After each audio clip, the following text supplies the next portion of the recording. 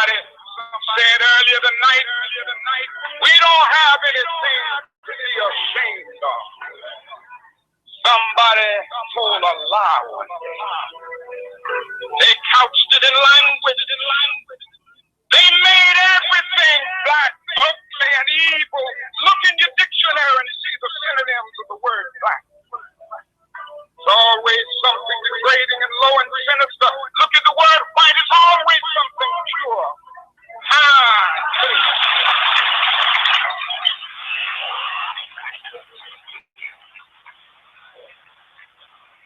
But I want to get the language right.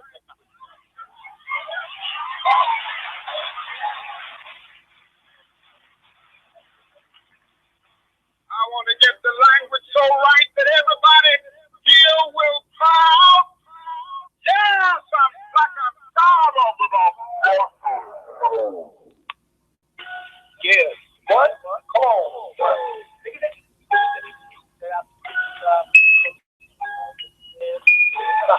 Come on. Yeah. Check it out one time for the head.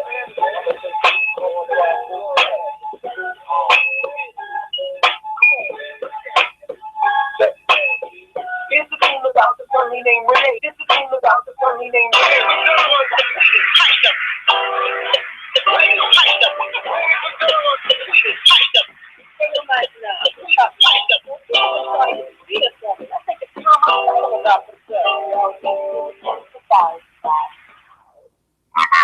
This is a journey into sound.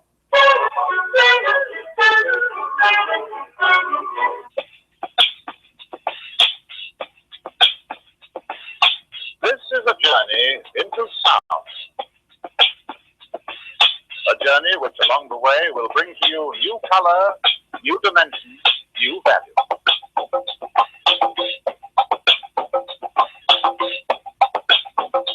So it's ready. I throw this switch. Pop up the volume, pop up the volume. Don't that thing.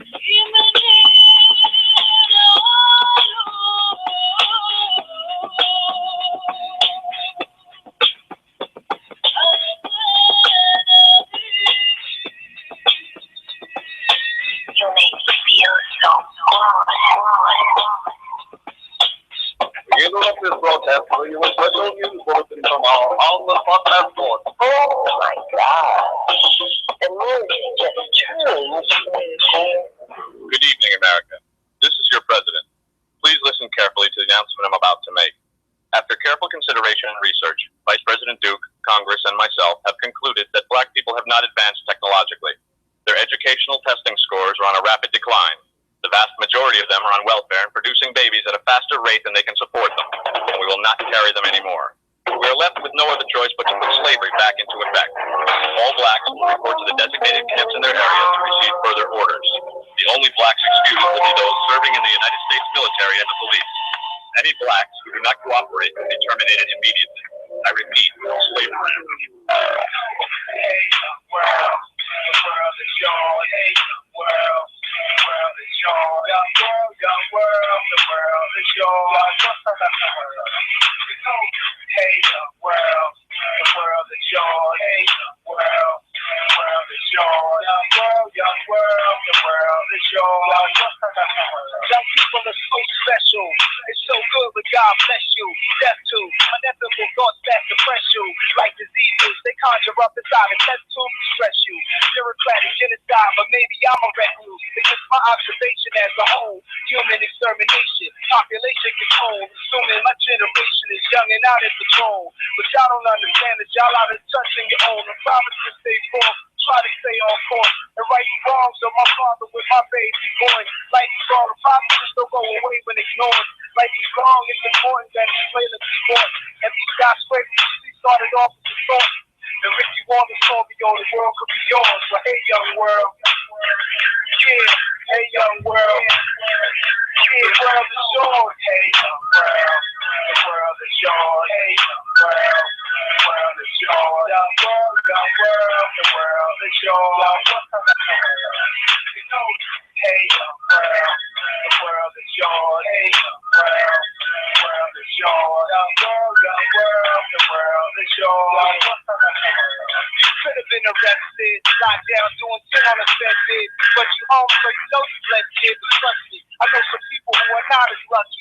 Cause on the small drug beat, for 15 years, it must be conspiracies, ability, no living free of justice. Congress talk nonsense, it's retirement for a husband. There's no 401k, retirement for a husband. It's one way until death. Who die young is bum luck. Young bruh, tell me why you want war. Show the gun for whoever come forth with tough talk get done off. New York City streets, they carry the worst gun law. But still it's real, we do it with tools. To unguard, undone, the codes of the hood. Where you roll, maybe you live to get old. Kids in the wife and household. Slow your roll before you roll the jet from your body. Turn cold, take advice, yo. Take the higher roll. Hey, young world. Yeah, hey, young world. Yeah, no. Hey, young world. The world is yours. Hey, young world. The world is yours. Young world, young world. The world is yours. Hey, young world. The world is yours. Hey, young world. The world is yours. Young world, young world. The world is yours.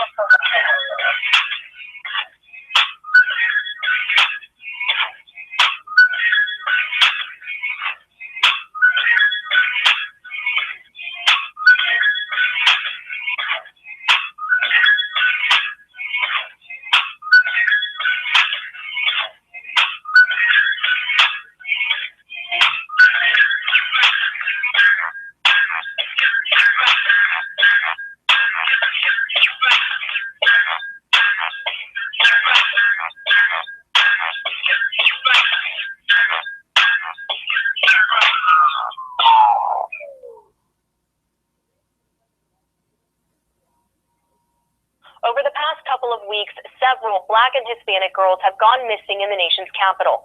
A few of them have been found, but the majority are still missing.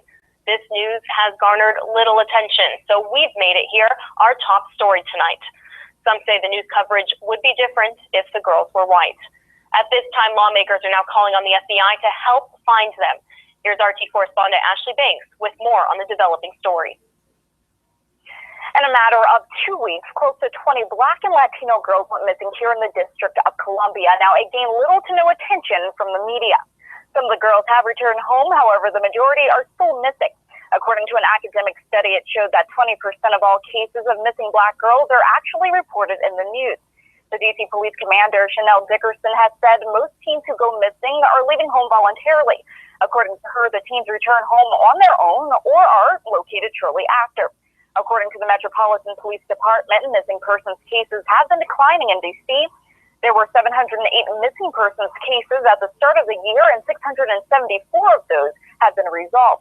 Many speculate these girls fell victim to human trafficking. However, the MPD says there has not been an uptick in human trafficking and believes this is not the case. And the department also says social media has been the primary platform for disseminating news about missing persons cases, giving an explanation as to why few people heard of these missing girls until now, or why it may seem like there's an uptick in missing Black and Latino girls in D.C. Now, D.C. Mayor Muriel Bowser has said there isn't a connection between the missing girls and human trafficking. Bowser held a Facebook Live presser with Commander Dickerson. Here's what Commander Dickerson said. We have received a lot of media attention and a lot of concerns from the public because of the number of there have been concerns that young girls in the District of Columbia are victims of human trafficking or have been kidnapped. Or there's an increase in the number. And I say that without minimizing the number of missing persons, because one missing person is one person too many, but there's actually been a decrease. And sadly, a large number of our missing girls return, they become voluntarily and return within a short period of time. Many people have taken to Twitter using the hashtag Missing DC Girls to voice their concern. So a bunch of little girls have gone missing and we're finding out on social media instead of news networks. All these young Black girls missing in D.C., something is not right and the MPD needs to be investigated. Welcome to America, where we use the FBI to find a football jersey, but can't even get an Amber Alert for the missing D.C. girl. This person was referring to Tom Brady's stolen jersey that was returned to his team by the FBI. Lawmakers are now calling on the FBI to use their time wisely and look for the missing Black and Latino girls. They are asking Attorney General Jeff Sessions and FBI Director James Comey to devote the resources necessary to determine whether these developments are an anomaly or whether they are indicative of an underlying trend that must be addressed. Many are questioning whether if these girls were white, would things be handled differently. In Washington, Ashley Banks, RT.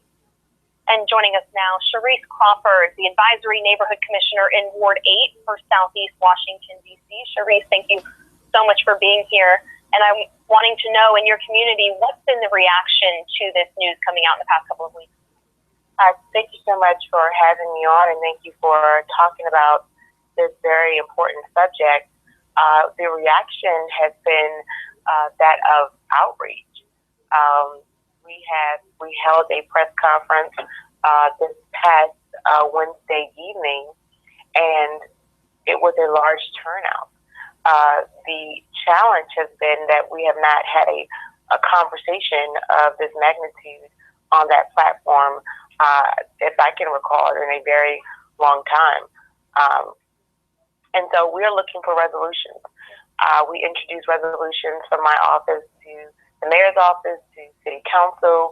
We introduced the resolution that we've also sent this to both Senate and Congress, again, looking for resources that can, one, help us to keep our NPD website updated and accurate.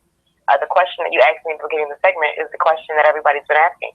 What's the total number? Is this accurate? Is that accurate? And so social media has created a trend where there are a lot of numbers floating around, right, and we're trying to get the accurate number of those individuals. And so we are asking that they identify someone that can be full-time with focus on updating the number of missing persons, and to focus on those that are actually missing. What are they doing to find the families? Because we're looking for the families of those who are still missing. You know, what is NPD doing to locate those families and actually have those families have a voice? The fact is even if the police department is saying that the number of those children missing is not going up, it might even be declining, the fact of the matter is, regardless of those facts, these cases are still underreported. Why is that? I think that, not think, but what's happening is that they've made this correlation to the missing persons, as if the missing person case is not as valid as missing person, as the runaway rather is not as valid as the missing person. When in reality, if they're missing, you don't know if they are a runaway or if they've been taken. So I think we've been advising that to take every case of missing person as seriously, regardless of what previous cases have told you that there have been previous runaways, and that requires another set of solutions. And then there are those who are absolutely missing still to this day. We hear about the Amber Alert, and there are specific strict criteria that go along with issuing an Amber Alert, and that really comes down to an abduction, a known abduction of a juvenile. Would there be a proposal, perhaps, where we might be doing something similar to an Amber Alert, but with different criteria so we can get this information out as soon as someone goes missing? It's actually funny you would say that, because that is actually number 5 on our resolution to change or to modify the criteria to receive an Amber Alert so that every person, that young person, is qualified for an Amber Alert. And if we cannot do that on a national level, then that needs to be done on a local level. I have not received an Amber Alert in years, and those who are my constituents have not either. And so, yes, it's one thing to have a criteria, but it's another thing to try to enforce that criteria as if that makes us comfortable that there's a criteria, instead of trying to look for how we can modify the criteria to get the Amber Alerts out and folks notified. Here in D.C., the knowledge and understanding of how big of a problem this really is when it comes to our minority girls in this community is because D.C. police started publishing these missing person notifications on social media, and people started saying, oh my goodness, all of these girls are missing, what is going on? Did that just add to the hysteria? Is this the proper way to be handling it? Are you happy with the police department's response trying to raise awareness on social media? Well, absolutely. I have thanked Commander Dickerson for bringing this to awareness, but I didn't sign up from Commander Dickerson's awareness mission, I found out from constituents who were emailing, calling, sending messages by social media and Instagram and on my Facebook page. And so I started to do an independent investigation. And that was Tuesday of last week. We went to the website and it had not been updated in 3 years. Wow. There was one person on the website, and that was Relisha Rudd. And so I did reach out to the chief and the commander, and I said, if they're going to be, promoting information, there should be a source where people can go back to check validity. Well, we'll keep looking into that. We have to leave it there. Thank you so much, Sharice Crawford, Advisory Neighborhood Commissioner, Ward 8 for Southeast Washington, D.C. Good luck with all of your efforts trying to bring more attention to this issue. Thank you so much.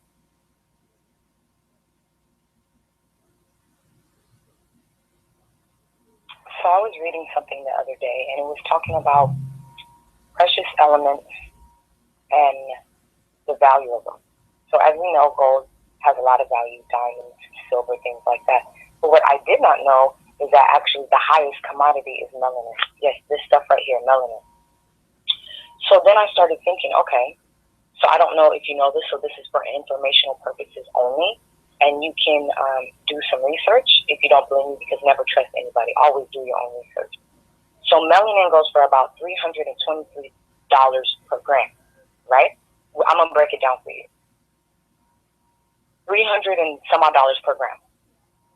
A black man that weighs 185 pounds, right, is worth $28 million dead. Did you just hear what I said? I said a black man that weighs approximately 185 pounds is worth $28 million dead. That's for all the melanin and probably all the organs and everything else that they sell. So now when you understand this, you understand why they're shooting us and killing us. Because we are the hottest commodity. Do you understand? The skin that we have, they want. The hair that we have, they want. The lips that we have, they want. The ass that we have, they want. So don't ever be fooled into thinking that you are not the most valuable mineral on this planet, because you are. And this goes out to all my gods and all my goddesses. And if you got something hating to say, don't do it on my page. Peace, family. Welcome to the Rundown with Renee. I'm your hostess, Renee. And then I had to start off the show with that information just to try to frame the conversation for tonight. It's going to be, definitely a serious one, dealing with some serious issues in the community. Of course, the topic tonight, if you see, is what's going on. 64,000 Black girls and women missing. Before I get into all the details, let me bring in my brother Psycho, and I see my sister Nikki on the line. We are going to be doing kind of the same setup I've been doing the past couple shows, where we are on YouTube via Unmuted. Psycho's channel. He's gonna tell you where to find it. Peace, brother. How are you? Peace and Black Power family. What's going on, Renee? I'm good. How you doing? I'm doing all right. I'm doing okay. Everybody, family, be live streaming on YouTube. You can catch me at SYKOPATHEIST,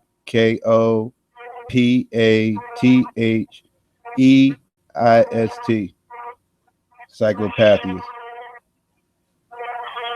And I'm ready to touch on these topics tonight.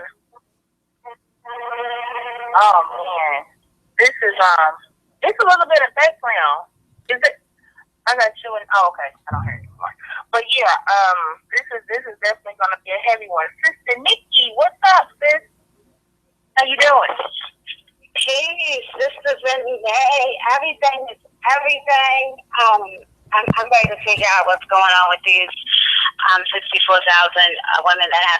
And actually, the number is higher because that number is actually from like a couple of years ago. So I'm ready to talk about it, and just tease and shout out to everybody who has just been nonstop talking about this for the last week. for the last week and a half, and things of this nature. Just shout out to everybody. No matter what you say, as long as you got the information out there, for, against, or however, this is a very important topic tonight. So please subscribe, to the Brother Psychopathist on YouTube. Live chat right now going on, and we're going to run it down with Sister Renee. Yes, we are. It's going to be, I think we're going to be looking at a lot of different things under this umbrella. I put on the flyer as far as, what's going on. Is it sex trafficking? Is it organ harvesting? We hear a lot about that in more recent times. What's going on? I mean, what's the deal? I played also just at the top of the show, the clip on melanin and how valuable of a commodity, this is. And the sister gave a breakdown basically on, I think she said 180 pounds, young black man, like what he would be worth, basically.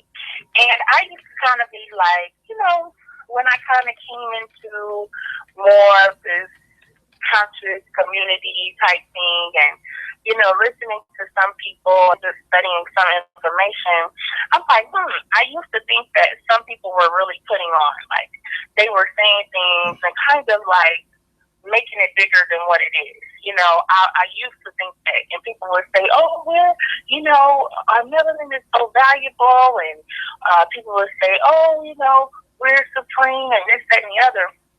And while I understood that and I respected it, I still kind of felt like, I didn't really necessarily think that was really true. But on so many levels, like we're seeing how true it really is. Of course, you have to mention in recent times, and speaking on these types of issues, the movie Get Out, of course, and how that touched on heavily on that whole type of thing with our bodies and us being more supreme and things of that nature. So this is a real thing. A lot of stuff that's going on in Jamaica, we're hearing about as far as with the black girls there and the organs being taken from them. We'll also discuss the whole Trayvon Martin. And let's be clear, it's a lot of brothers missing too. It's a lot of brothers missing too. So I'm definitely going to touch on that as well.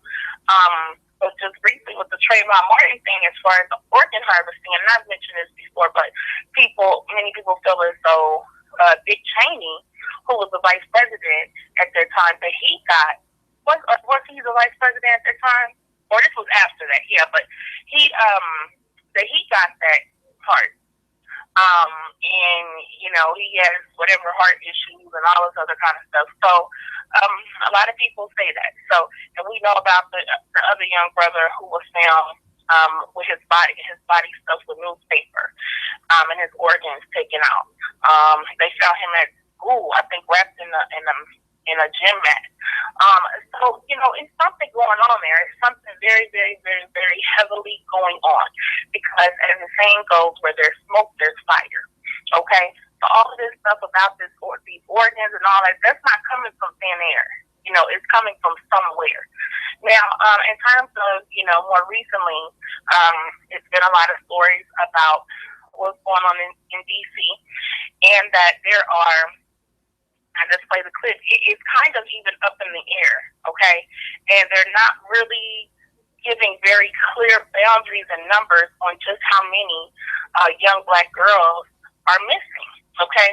And what we have to understand is, and this is something Neely Fuller always said, is when they keep you in a state of confusion, all right, they own you, right? So they're keeping this very confused in terms of blurring the lines, and you have, of course, they're going to send the black people out to, do the dirty work, and the mayor, whatever, and the black people in position. But where is the FBI? Where's what's his name, Comey? Where's he at? Where are these people at who are the heads of these major agencies that can run around here and find a damn football jersey? Where are they at speaking on this? But anyway, So you heard in the clip, if you heard the clip I played, they're trying to come out and like trying to, trying to clean it up a little bit. The number may even have went down and this and that.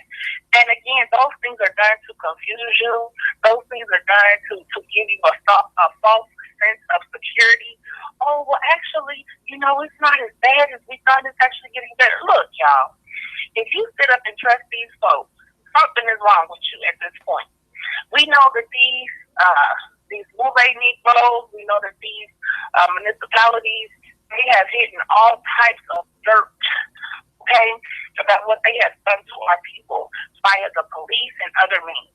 Do you really think in the nation's capital, okay, where they now got Trump up there, okay, commander-in-chief, do you really think they're going to really tell you the real deal? And then that leads into a whole conversation on the sex trafficking, that may be going on.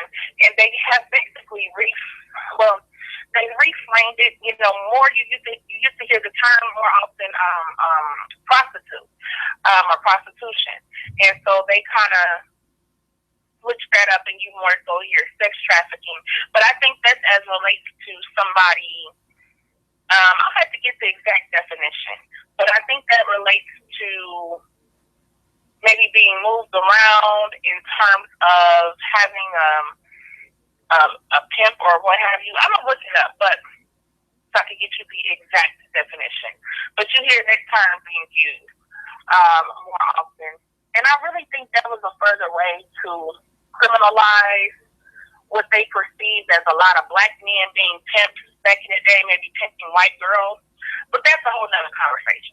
But anyway, as far as this, the whole thing with the whole Pizzagate, for those who are familiar with that, and that whole thing came out right in the midst of, I think it was shortly before or after the election, actually right before the election, some information was put out there because supposedly Hillary's emails were hacked and Donna Podesta, her, top person, he was hacked or whatever, supposedly. And some information by the Russians, and some information about this whole thing of young children being, molested and abused, and that they would use pizza toppings and descriptions of types of pizza in order to use, as a code language for these children. And so this supposedly all was taking place, of course, in the D.C. area. And so it's a lot. I mean, it's just a lot of really funny style type murky things going on here. And I also definitely want to get into tonight to speaking about how we are easy targets. I really want to go in on that.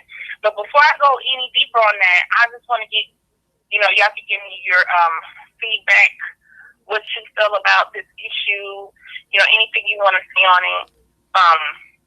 Feel free. Nikki and Psycho. I got you. Well, we got one person in the chat, and I've seen a lot of people mention this whole narrative about fake news and false flags, and this always disturbs me when I hear how people automatically just screaming this all the time. Like a lot of times these are these little conspiracy theorists that run around and just want to just not believe things are true because they can't deal with the reality of the situation.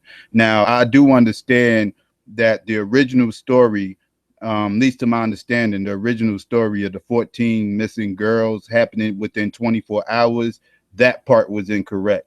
It actually was over this course of like 10 days or 2 weeks or something like that. But that doesn't make it fake news. Like these kids, these missing police reports actually happened.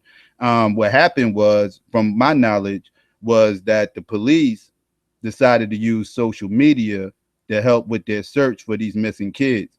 And when they did so, they dumped all this stuff out there within 24 hours, of these reports that, accumulated over the last couple of weeks. And people misconstrued that with they all came up missing within that 24 hours that they posted on the social media, which that wasn't necessarily the case. Again, it was over the case of a couple of weeks. So that part was incorrect, but the kids missing was correct. So we're not, so you're minimizing the fact that there was actually some young kids out there missing. I believe the report said DC had 27 kids missing over the last month, between the ages of 10 and 17.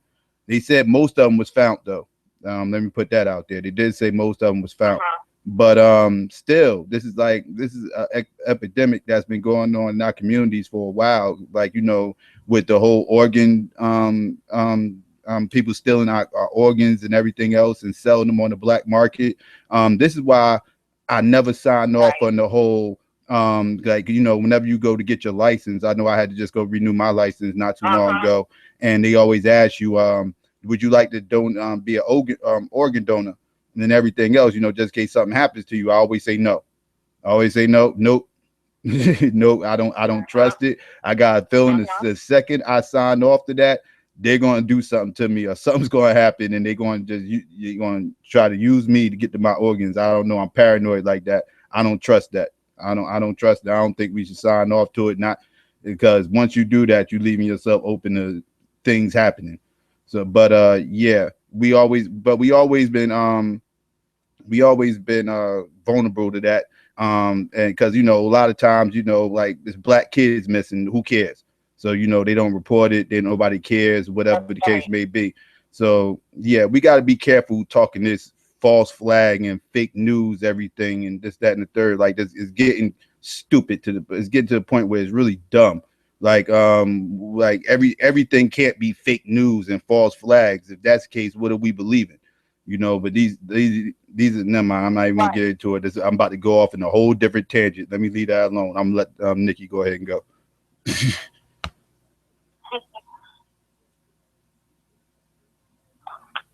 Yes, I definitely agree with the brother. 100%. You know, like that's why I said, no matter what you said about these missing girls, shout out to you. You understand? Because at some point you have to get to the truth, no matter what. So that's why I said that it's not a false flag. All right, it's definitely not. As you know, Washington D.C. is right by water. It's always been a big trade area. It's always, you know, lots of tourists and things of this nature. And as you know, they're saying that Pizzagate was fake. It's not fake. Pizzagate is 100% real, and these missing girls are real. Now, whether it was how many in one day or not, that doesn't matter. All right, whether it was 64,000 or 640,000, these women are missing, you know, and a lot of them are not being found. So maybe the younger ones are leaving home because they're mad at their family and things of this nature, or, you know, it doesn't matter. Someone is missing that child and they reported that child to the police. Okay. Now, a couple of years ago, like in 2014, all right, there was little Alicia Rudd. She was 8 years old, all right, and she was living with her mother in a DC shelter in March 2014, actually. So this is actually a 3-year anniversary that this little girl has been missing, all right? So when she was missing, there was like her mother was very close with Khalil Tatum, and he was a janitor at the homeless shelter where Alicia Rudd was living with her mother and her siblings. And after Alicia was reported missing, which was like 3 weeks after the school, she hadn't been to school, nobody had seen her. And when the school was calling her mother just kept saying, oh, she's sick, I got a doctor's note and things of this nature. They never followed up. The authorities or whoever they're supposed to be never followed up. So after Alicia was actually reported missing, the body of Tatum's wife was found in a motel. And Tatum himself was later found dead of a self-inflicted gunshot wound in a Kenilworth Park in northeast D.C. So we still don't know where Alicia Rudd is. All right, and that was from 2014. And there were plenty of area people that were looking for Alicia Rudd that were pretty much, out there on the ground looking for this little girl. Okay, so it's not like, we don't care where our children are. I personally did not look for her. This was a DC story. But the people in DC did look for this little girl. And they're still looking for her today. And then we had here in Baltimore, we had Felicia Barnes. Felicia Barnes was a 17-year-old girl. She was found in the water with another man. And where she disappeared from, there's a lot of Russians up there, Russian Jews, all right? Russians are very, very, very known for trafficking. In Baltimore City, I don't know if anybody actually paid attention to the wire, but there was a show where there was a whole canister of women, people, and they were all found dead, and that was down on the port. So once again, Baltimore, right by the harbor, right by transportation. We have a big Russian population here. They're also covering themselves as Jews and things of this nature. So big shout out to Brother David Muhammad and Sister Maria and also the guardian angels looked for this sister and other sisters that were missing, looking for the sister Felicia Barnes. So it's always been, the local people that have been looking for these girls that have been missing. So it's not fake news that girl is missing. People are missing all the time. It is that because you didn't hear about it and because you can't confirm it and you think you're supposed to know everything from social media, it's not working like that.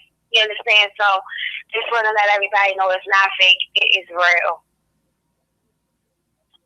And let me say this. Let me say this to Black folks with this fake news stuff that's going on. Understand the games being played, okay?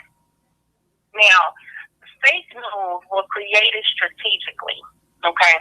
It was created for the purposes of things like this, okay? So that when the real news comes out, people can just write it off as being fake, all right?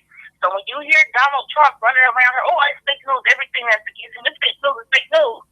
These are the people who put this stuff into play in the first place. That way, because, now you have, we talk about social media, and where you don't necessarily have to rely on the mainstream, media to tell you about different stories and things of that nature. You can go on your social media, and hear from different people or different sources or whatever, and you can kind of investigate some things for yourself. But what they do is, they create this type of atmosphere, right? Because you got to remember, you're dealing with somebody who was accused of raping a 13-year-old girl. You're dealing with somebody who has ties to the Russians, somebody who does all kind of dirt and has done all kinds of dirt. So one way to sweep that dirt under the rug is to create this whole industry of fake news, to create this whole thing of fake news. Now, let me be clear. There is fake news. I'm not saying that there is not fake news. You have these sites, which this is something I never understood. You have these sites that people will post stuff up from all the time where it's fake news stories. I remember some stupid stuff like Kid and Play where a gay couple married and just dumb things like that. And it will look like a legit story, and it's really not. So, in terms of people just thinking this stuff is really nothing, it really is something.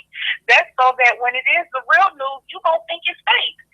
So, come on, y'all. We got to do better than that. Again, these are the same people who lie to you consistently, the same people who kill you and your children in the street and don't have to have any consequence for it. So why in the hell would you trust them to tell you what's right, especially when it comes to Black folks?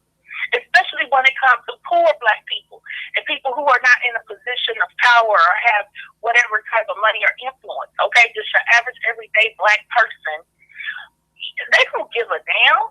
So you think they gonna really investigate this? No. So I don't trust anything that they're putting out there. I feel like if these people's families reported these girls as missing, they know their children. problem is because they've run such a negative propaganda campaign on us for so long that we are even like, we're numb to so much. We're numb to our own children missing. Like, we're like, oh, well, okay, well, whatever. You know what I'm saying? Like, it's some stuff going on online. And you literally had some stupid stuff. And you literally had people who the whole missing situation was being talked about. Now people going right back to foolishness. You got all of that going on. So this is, you know, how we have become toward our own children, toward our own communities. We have become, you know, just straight up, we have no compassion for each other. And, you know, as I said on the other show, this is very important because it will let our youth know how important to us they really are. Are we willing to unify on some level? Are we willing to put some resources together? Are we willing to speak about this and continue to speak about it and look out for each other? That's telling our youth a lot. And these people who are behind this, they know what's up. They know what the real deal is, and they know that people think so lowly of Black people in general that people won't really care. People won't really care, and it won't have the same outrage that it will have when it's missing white girls or whoever else.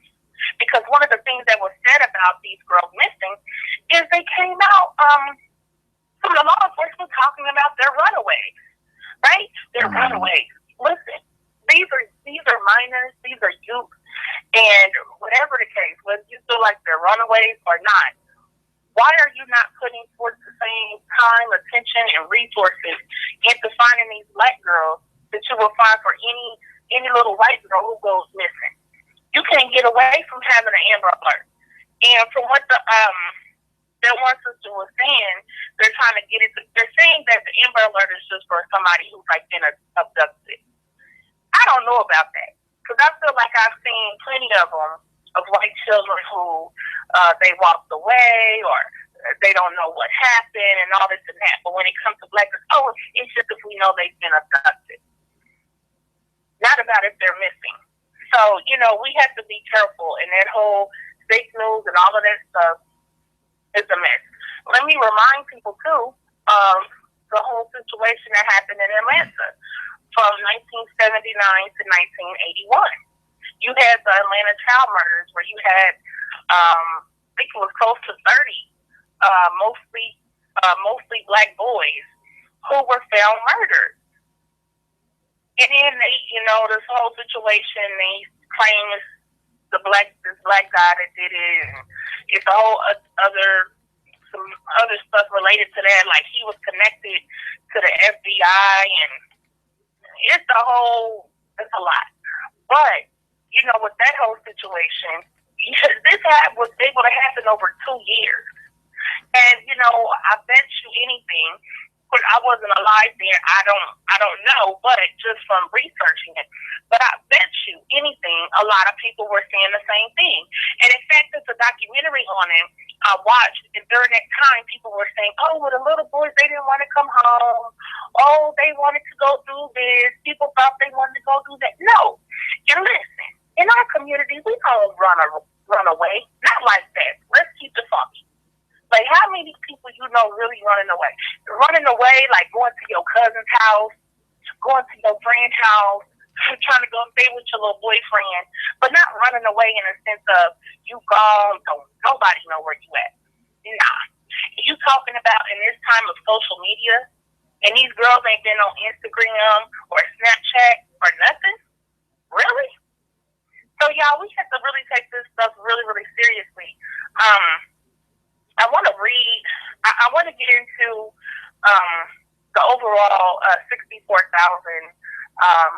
Black women and girls who are missing, and I want to address that. Let me go back to my screen first, but I want to address that and get into it. Family, it's kind of, you know, open mic style tonight.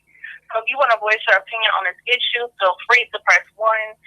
If you're on the phone line, if you're listening online, you'll have to call in to speak on this.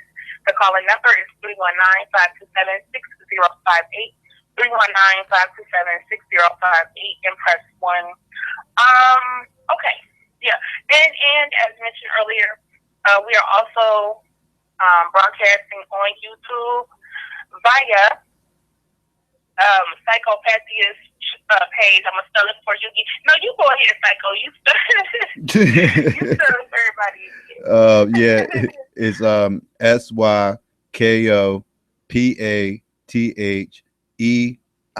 SYKOPATHEIST. All right, cool. And if you see the flyer, it's on the flyer as well, and you see the like the RBG mask on there. That's his logo you'll see on YouTube. So if you're trying to find the channel on there, and on YouTube you can chat and everything, and talk about the show and talk about this topic as well.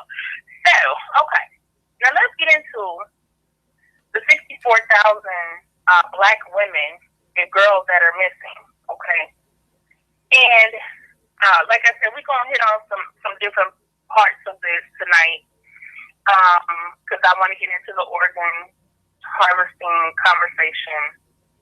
I want to get into solutions, but I also want to talk about how we are targets in our community. Okay, so let me get into this, and I'm gonna read this. This is from Urban Intellectuals, which I love. By the way, some good, I'll tell you some good media sites that are still run by Black people, okay? Because many of these sites, like The Root, that's run by white people.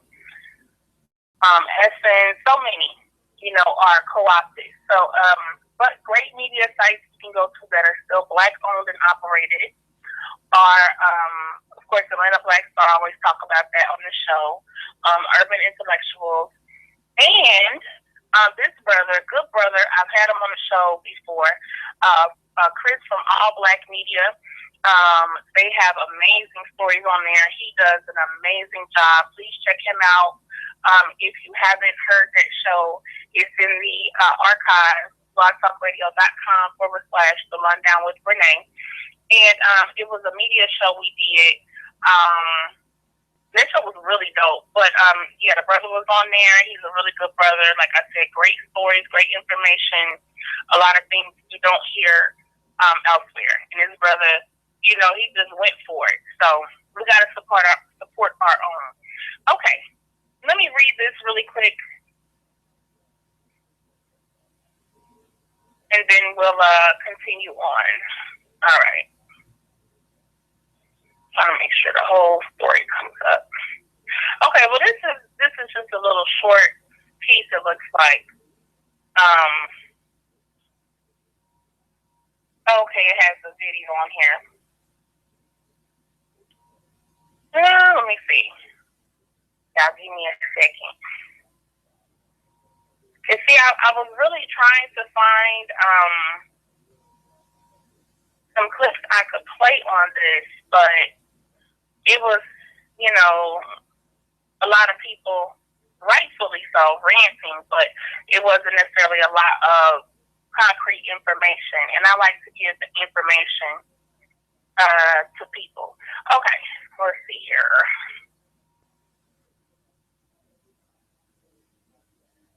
All right, I'm gonna go here with it. Okay, this is from News One, which News One is still all Black, right? Do y'all know? You talk about TV One? Yeah, News One is a news thing, but yeah, it's off of TV One. Yeah. Kathy, is she still? Don't give me a line. I'm not sure. I don't know. I don't think so. I think she's still somewhere in there, but I don't think it's all Black. Okay, because I want to say maybe she sold it her. So part of, like you said, she's still connected to it, but yeah. Okay, so I don't know for sure, so I'm not gonna say for sure if it is or not. But they do have some pretty good stories, though. Sometimes. Okay. See, the story. This is what's frustrating me. They're not giving a lot of information. No, they're not. They're just talking. See, and why is that? Why is it there's so little information on these things? I mean, we know why, but it's so little information. Like, you try to look into this, and they just give you like a real basic 64,000 black women. And when you look up stuff for white people or whatever, they gonna tell you everything. Oh, they was last spotted at such and such, and and it was right. Who, you know what I'm saying? They gonna tell you everything.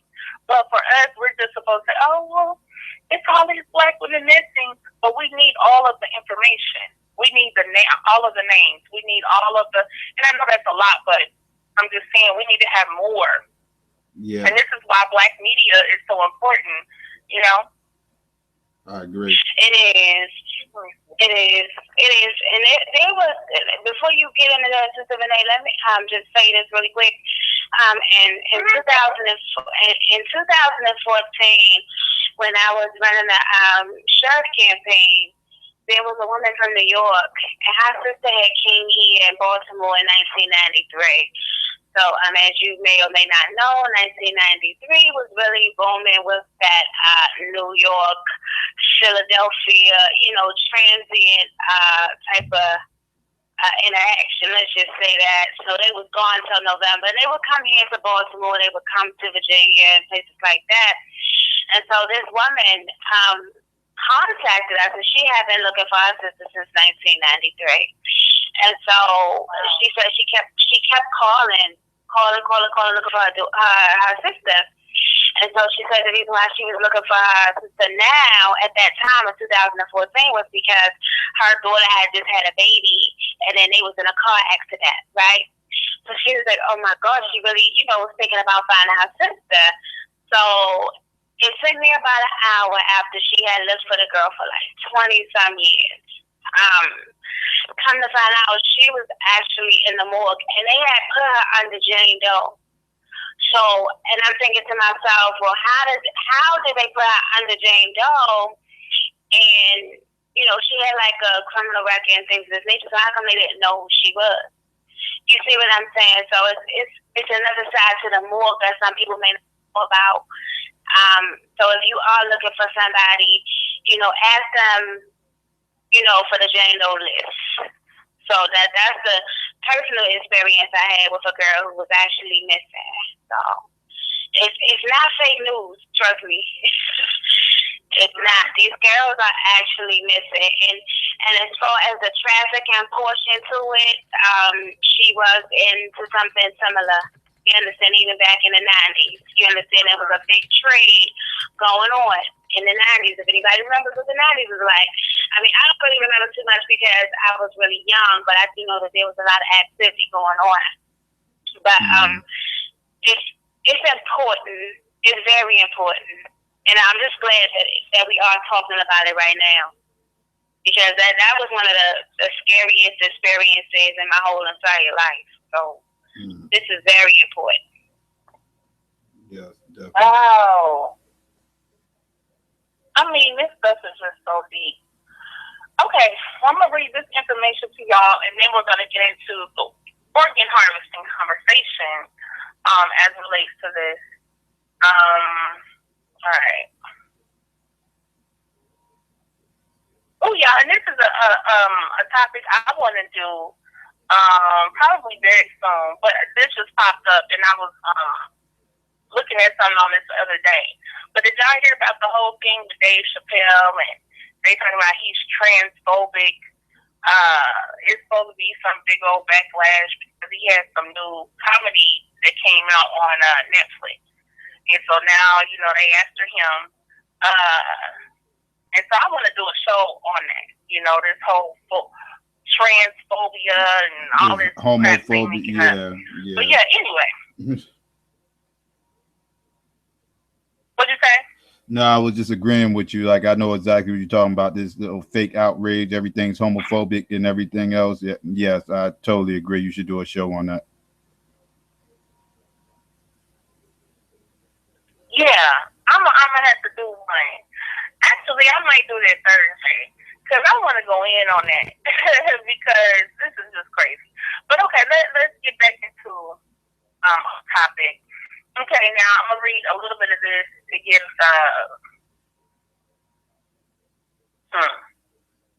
Okay, it looks like it gives a little more information. All right. On December 18th, 2011, she drove her 1998 Chevy Blazer out of her family's driveway in St. Louis County, Missouri. At 3 p.m., 3 hours later, at 6 p.m., 3 hours later, the vehicle was found at an intersection 25 minutes away in East St. Louis. The driver's door was open, the car was empty, and the engine was still running. Phoenix was 23 years old. She hasn't been seen or heard from since. The Coldons commemorated their daughter's 26th birthday on May 23rd, a bittersweet moment considering the circumstances. But her disappearance represents a much larger problem. As of today, more than 64,000 Black women remain missing across the United States of America. Okay. The Daily Mail explored this phenomenon in early 2012 and recently reposted their story to draw new attention to the issue. The statistics, in addition to others published by the FBI and nonprofit Black and Missing Foundation, paint a grim picture of race and disappearance in America. The numbers: despite representing 12.85% of the population, Black Americans accounted for nearly 226,000, or 34%, of all missing persons reported in 2012. Wow. Let's see here. According to the FBI's National Crime Information Center, the comparison with other racial groups is unfavorable. Whites and Hispanics are a combined 80.1% of the population, but account for 60% of missing persons. This is especially troubling when you break down the numbers by age. Black and missing reports that 37% of missing minors and 28% of missing adults in 2013 were Black. Wow. No fewer than 270,000 minorities have gone missing since 2010, 135,000 of whom were Black and 64,000 were Black women. Wow. According to Atlanta Black Star, it gets worse. The reasons for these disappearances vary and cannot all be attributed to foul play, but a telling pattern emerges in how they're documented by the media, with critics citing a stark racial divide in news coverage of such incidents. Essence points to a 2010 report titled Missing Children in National News Coverage, which found that while Black children accounted for 33.2% of missing children that year, the media exposure rate was an unimpressive 19.5%. While Black men go missing at statistically higher rates, coverage of Black female disappearances is particularly telling in light of the attention similar stories get when white women are involved. If you Google Natalie Holloway, how many impressions would you get? Black Kitchen co-founder Natalie Wilson told ABC News last year, if you Google Unique Harris, who's missing from D.C., the story is not the same. Nope. She added, we cannot wait until the news cycle to get this information out right away. Our people deserve to be found. They deserve awareness so that their families can get closure. The reasons: that her sister Erica Wilson started the Black and Missing Foundation in 2008, specifically to raise awareness and provide resources, advocacy, and pressure around this issue. Erica has a background in law enforcement. Among the reasons she cites for disproportionate Black disappearance figures are poor training and dismissive attitudes. I 6 months in the Northern Virginia Criminal Justice Training Academy in Ashburn, Virginia, where we had only 2 hours of training on missing persons cases. In the field, I've seen a majority of Black missing children classified as runaways, okay, who don't get Amber Alerts. Plus, for Black adults, police usually link appearances to criminal activity, so they aren't valued as much. Absolutely. Let's see. Okay. Natalie told the Daily Mail that lack of newsroom diversity also skews the way Black missing persons are covered by the media. And while the plight of missing Black women has received more coverage of late, albeit notably through international cases like the 276 Nigerian girls kidnapped by Boko Haram, and I want to talk about that too, it's still not nearly a conscionable level. So, this is the last part. So many remain missing. The families of girls and women like Felicia Rudd, which you just said is Kamira Baxter, Sarah Lafley, Michaela Randall, and many others still anguish over their missing loved ones. Phoenix Coldon's family has spent their entire life savings and countless hours searching, posting flyers, distributing mailers, maintaining a Facebook page, and appearing on TV and radio shows. Wow. Yeah. Yeah, that's deep. It's deep. It's serious. It is. It's super serious. It's super serious, and I don't think that people understand. Like just waking up one day and your child is not there, you know, and then for somebody to like sprinkle some mess on it, like, oh, that's fake news, it is devastating. Right. I don't think, you know, I personally, I don't know. It's just I take a lot of things personal. Yeah, just because I did have a personal experience with an actual woman who was actually missing was like, it's just hearing that lady scream on the phone, like, it's not something that you want to know about. It's not something you want to feel about. It's happening over the years. And just because I hate when somebody says, oh, it's nothing new. You know what I'm saying? So we bringing it up now. It's feeling new. You see what I'm saying? It's feeling like it just happened. You know what I'm saying? So for you to just disrespect it and say, oh, it's just nothing new. It's been going on. But what have you been doing? You understand? Well, what actually needs to happen? Yeah, so don't discount it. This is, so what? People are saying fake news. Fake news is not new either. Okay, let's keep it real on that. Right. You know, the Inquirer been out since before I was born. You see what I'm saying? So we're not talking about that. We're talking about actual women that are actually missing. A lot of them are dead, and we don't know where they are. Yeah. So we gotta be real careful with these buzzwords, these little fake news and everything else. It's built. When they say this stuff, it's built to cause dissension and decisiveness amongst everybody. Like, and I mean, let's just put it like this. That was Donald Trump's main thing when he was trying to go run for president and everything. He was discounting the media. His main thing was he attacked the media. The media is fake news. The media isn't telling you everything. You can't trust the media. You can't trust this. You can't trust this. And then it raised this big paranoia around everywhere. So now everything that happens now, the first thing you start hearing is these false flag, fake news, and you got to fight through all these little conspiracy theorists that think nothing ever happens. Everything's fake. You got people think the world's flat now. People even think the world's flat now in 2017. That's fashionable now to think the world's flat. Why? Because everybody lied to you. Everybody's lying about everything. And it's like you got to trust something. I mean, it's called research. Do some research. That's what it's called. It's also to keep you confused. And it's also to keep you in a state of just dismissing everything. Because if you were to actually get angry about these girls missing, if you were actually get up and get mad, this whole thing would be over. This system would be crashed, period. You understand? If once you get up and get mad about your child being missing or any of these other type of things that's going on to us, it will be over. So they got to keep you in control and in line. You understand? But you have to learn how to read in between some of these lines. You have to learn to read and learn to listen and learn who they are actually talking to. You understand? They might be talking, when they say, oh, it's fake news, they might be talking to their sponsors. They're not talking to you. You see what I'm saying? Or they might be talking to, their stakeholders. They're not talking to you. You understand what I'm saying? So it's different buzzwords and keywords, and it's all about the money. Seriously. Because, as you know, with the Henrietta Lacks, with the Henrietta Lacks thing that's going on.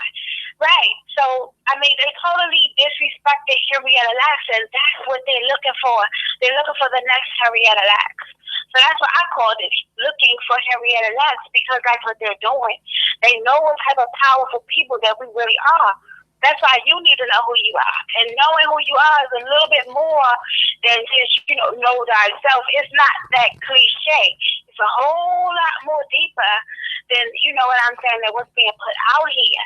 And the Sister Southside has put up there that there's 1.some million black men that are missing. Okay? 1.5 million. So, and these numbers are, we don't know what the numbers are at this point. The numbers are higher now. So the thing about it is that we are very important, and we need to start thinking why. What is it within us? Because we are the saviors of this world. We are the saviors of the universe. Our bodies are universal, especially black men. But with the black women, the black woman is the creator of all the futures, of all the generations. And that's what Henrietta Lacks and her cells did. Her cells are still alive right now, and they are passing her around amongst all these pharmacies, amongst all these universities, and that's what they're looking for. They're looking for the next Henrietta Lacks right now, because they know we will never die. We will not die. They are the ones that are on the way out. Ooh, man, I need a bomb for that. Because you're so on point with that. Absolutely. That's what they're looking for is the next Henrietta Lacks. But you know something I was thinking about earlier just now when you were talking, how they basically taught us to, like, downplay our pain. You know what I'm saying? Like, what you have is you literally have people saying, like you it ain't that bad. That wasn't a real number. Or they weren't gone in one day. And it's like, damn, so you mean to tell me you're going to make excuses about the fact that we still have 1.5 million black men missing over however many years, and we have 64,000 black women missing, and that there have been girls taken and nobody's seen since? Like, really? You going to minimize all of that because it's not as bad as it was once claimed, and we still don't know that to be true? But it's like, that's sick. That's a sick state of mind. When it's to make yourself feel better, so you don't have to do anything about it. So if you just downplay it and say, oh, well, it ain't as bad, the number ain't as high as they said, and they thought it's just running away, they didn't want to be, and people tell themselves all kind of stuff, so that you don't have to deal with the reality, and then, because when you know, then you're forced to basically have to do something about it. And it's hard, and you cannot unknow what you know. So people want to stay in a position of ignorance. They want to stay in a position of not really looking into these things and researching it because they know what they're going to find. And what they're going to find is not going to support their stance in terms of being so passe about all that's going on. So, man, our people, we some sick people for sure right now. Not all of us. I love my people, of course, but we got to keep the 100. Anytime you will sit up and justify something like this, and just by saying, oh, it's not as bad as they said, that's pretty sad. Okay, let's get into this organ harvesting. I'm going to read this to y'all, okay? Let's get it in on this. Because it's truly more to the story, and we already know that they have done tons of experimentation on us. People got a move coming out about her. Yeah, we're going to talk about that in a second. But let me get into this organ harvesting. All right, in a 2006 article, USA Today estimated that more than 16,800 families have been represented in lawsuits that claim their loved ones' body parts have been stolen for profit over the course of the previous 19 years. The estimate was based on data from federal and local investigators, lawsuits, and public organizations like such as medical universities. The lucrative business of illegally harvesting and selling organs and body parts without consent does not appear to have slowed down since then. The World Health Organization estimates that as many as 7,000 kidneys are illegally obtained by traffickers every year. Other organs such as hearts, lungs, and livers, and human tissue such as bones, tendons, and other body parts are illegally harvested all over the world for transplant research and education. The illegal harvesting of organs and tissue from black men, women, and children who are kidnapped and murdered is not covered widely in the mainstream media and is many times written off as more of a conspiracy theory, fake news, than fact. However, there are several cases that prove that illegal organ harvesting from black people is happening, not just in other countries, but right here in the United States. In 2008, former dentist Michael Mastromarno whatever, was indicted for stealing more than 1,000 bodies in order to sell body parts and tissue. Michael Brown of Marietta, California, kept bodies that he was supposed to have cremated. Wow. And sold them for more than $400,000. These men and others who participate in the legal harvesting and trade of body tissues leave many families without answers about what happens to their family members' organs and our body parts. The legal harvesting of organs from Black people seems to be more sinister due to the fact that organs must be harvested not long after the death for them to be viable for transplant. This leads to cases where families have trouble finding answers about the mysterious circumstances their family members died under. One such case is that of 14-year-old Jason Smith in Eros, Louisiana, whose death was ruled an accidental drowning, despite the fact that his organs were missing, but his body was found. A case that received more attention but did not provide the family with any more answers is that of 17-year-old Kendrick Johnson, whose death was initially ruled to have been the result of accidental suffocation. What? A second autopsy yielded a different conclusion, but when the second autopsy was performed, his body had been stuffed with newspaper and his organs were missing. More recently, in September 2014, 24-year-old Brian Singleton's body was found in the California desert with his eyes, heart, lungs, liver, and kidneys missing. Singleton's mother believes that his organs were stolen because the rest of his body remained intact, meaning the organs had not been eaten by animals. As the disparity between supply and demand for organs continues to be insurmountable, authorities are considering rewriting the 1984 law that bans the sale of organs. Wow. But in the meantime, the World Health Organization estimates that a human organ is illegally sold every hour, y'all. And families all over the world are left without answers about their loved ones' deaths and burials.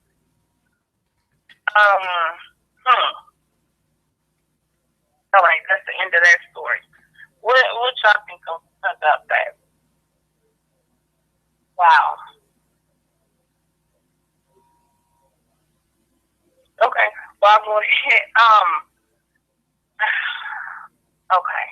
I mean, we see right there, they're telling you of some of these cases happen. Now, think about Chicago. Think about a lot of these major cities, but of course, Chicago's always discussed.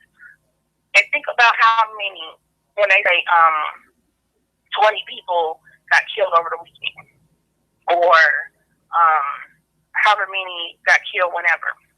These are typically young Black men, okay? They are that's the type of, the perfect type of donor, from what I understand.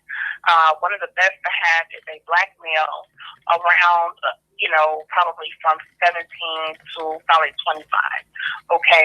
And to have a Black male in that realm. Now, these brothers who are getting killed, they're getting shot, so it's not like they're dying of any, medical disease or illness.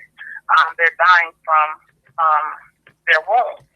So therefore, their organs oftentimes, are in great shape, young, agile, things of that nature, of course, melanated people, et cetera, et cetera. And so these are prime candidates for them to take their organs and to be used. So, it makes you think that, now think about this. You got a lot of, and I'm just keeping it funky. You got a lot of our people who are not necessarily, politically savvy, may not be racially or culturally savvy in terms of knowing about these types of things.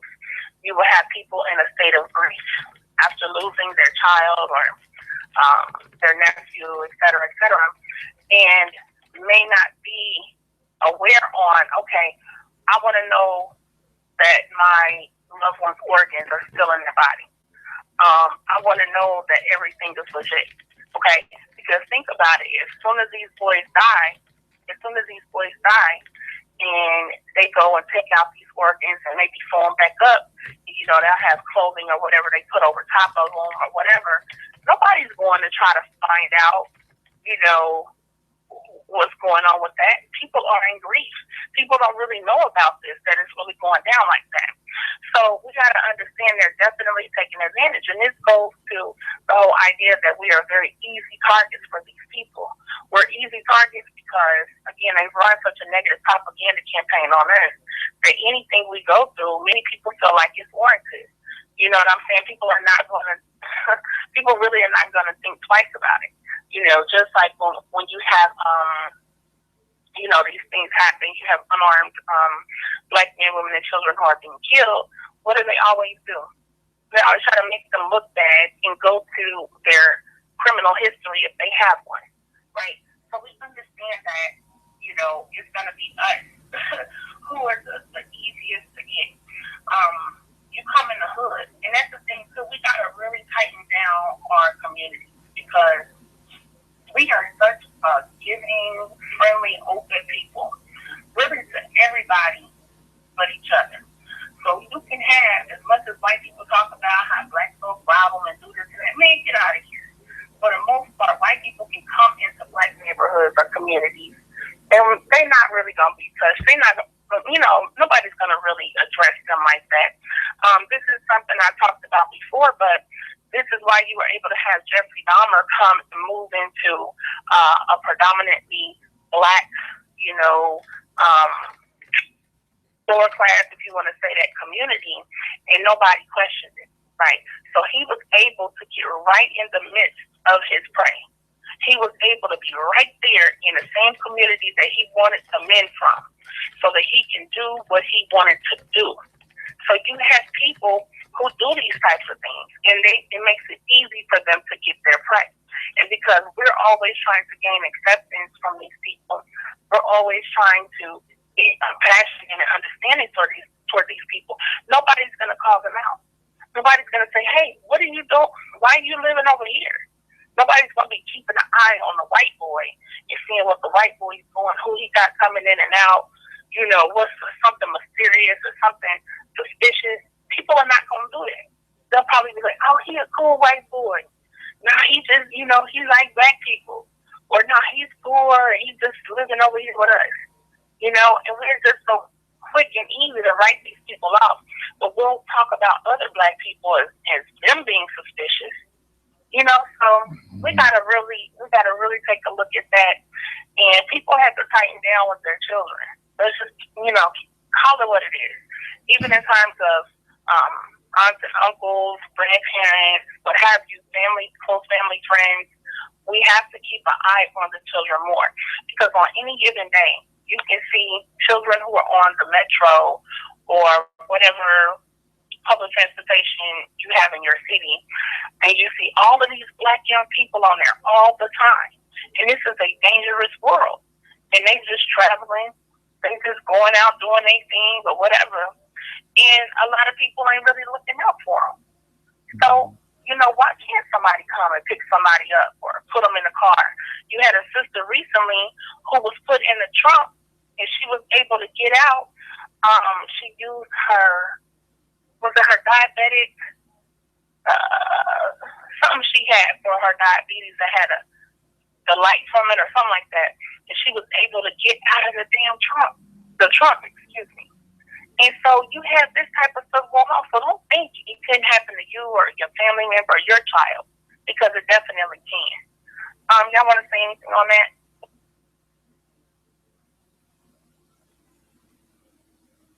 Yeah. I definitely, yeah. I mean, I definitely agree that we have to look out for our kids and pay close attention.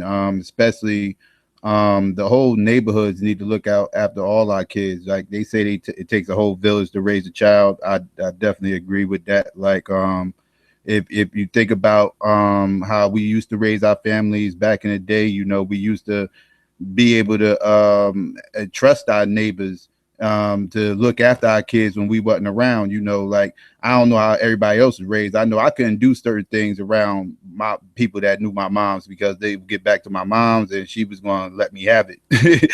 You know what I'm saying? This, that, and third. Like this is like it was a trust system around the neighborhood and everything. But Now everything is all scattered. We can't trust anybody, and it's kind of sad that it's like that. But we need to we need to fix ourselves mentally and everything. We have to start ostracizing these these pedophiles that we find. Like that's why I was I was pleasantly happy that we came down on certain individuals in the conscious community that was found to be pedophiles and everything else, and because we got to be hard on them.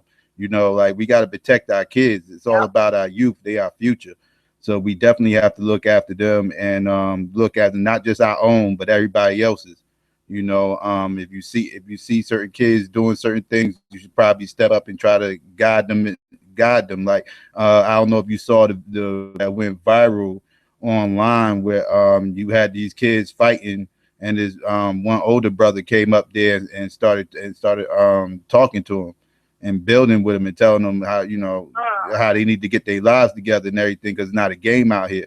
Y'all messing because he had people out there videotaping it, screaming "World Star" and everything else. He was getting on the people for taping it and everything. So like this is the type of stuff that we need more of in our community. Yeah, definitely check it out. It's been it went viral like last week, like on Friday or Thursday or something like that. It went viral. So yeah, you could definitely find it. But I see that's what I'm saying. Stuff like that doesn't get around enough. Like because like if it was something negative, it would have came to your attention because more people would have been sharing it. And like negativity sells. Like people don't like the positive, people like the negative. So yeah, that's set up by design also. But yeah, that's my opinion on all that. Vicky, did you want to say anything on that?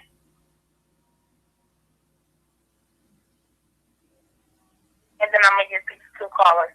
Okay. All right. Looks like if you was talking, Nikki, your line's muted.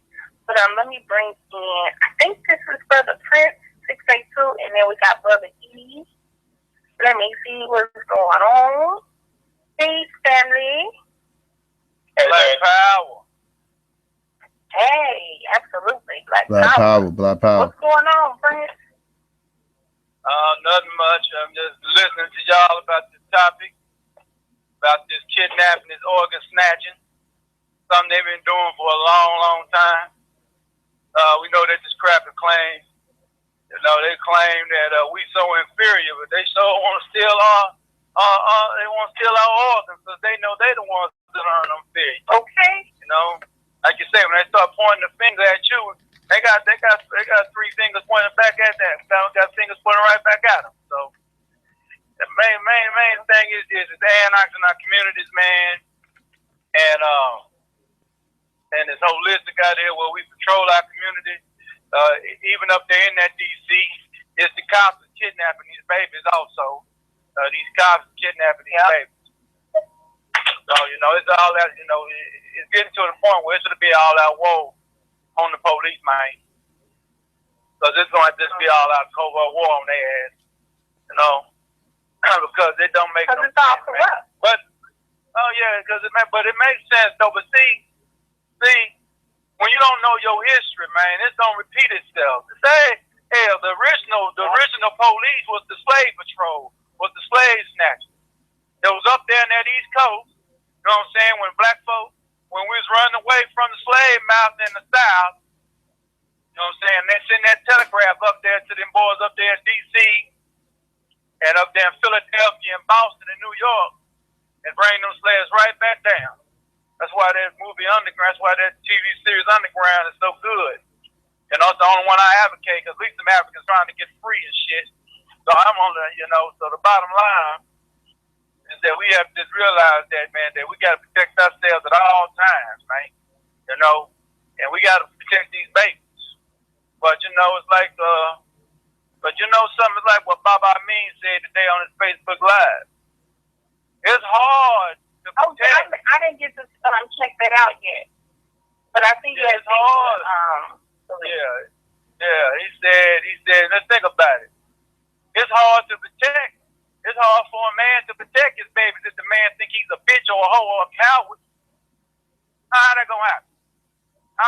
Right. How that gonna happen? When you don't think when you think you lesser than, you know, you just let things happen to your face. You know, and we know they snatching the organs. They've been doing this for a long time. Cause I remember back in 1995, man, I ended up fucking up. You know, then I wasn't conscious, so I put organ donor on the motherfucker. And then I went home and shit. My grandmama didn't know. She said, "Let me see your driver's license, boy." And she looked at the driver's license. She looked down there with her eye. You know, she said, "Boy, you know, she tell you what to do.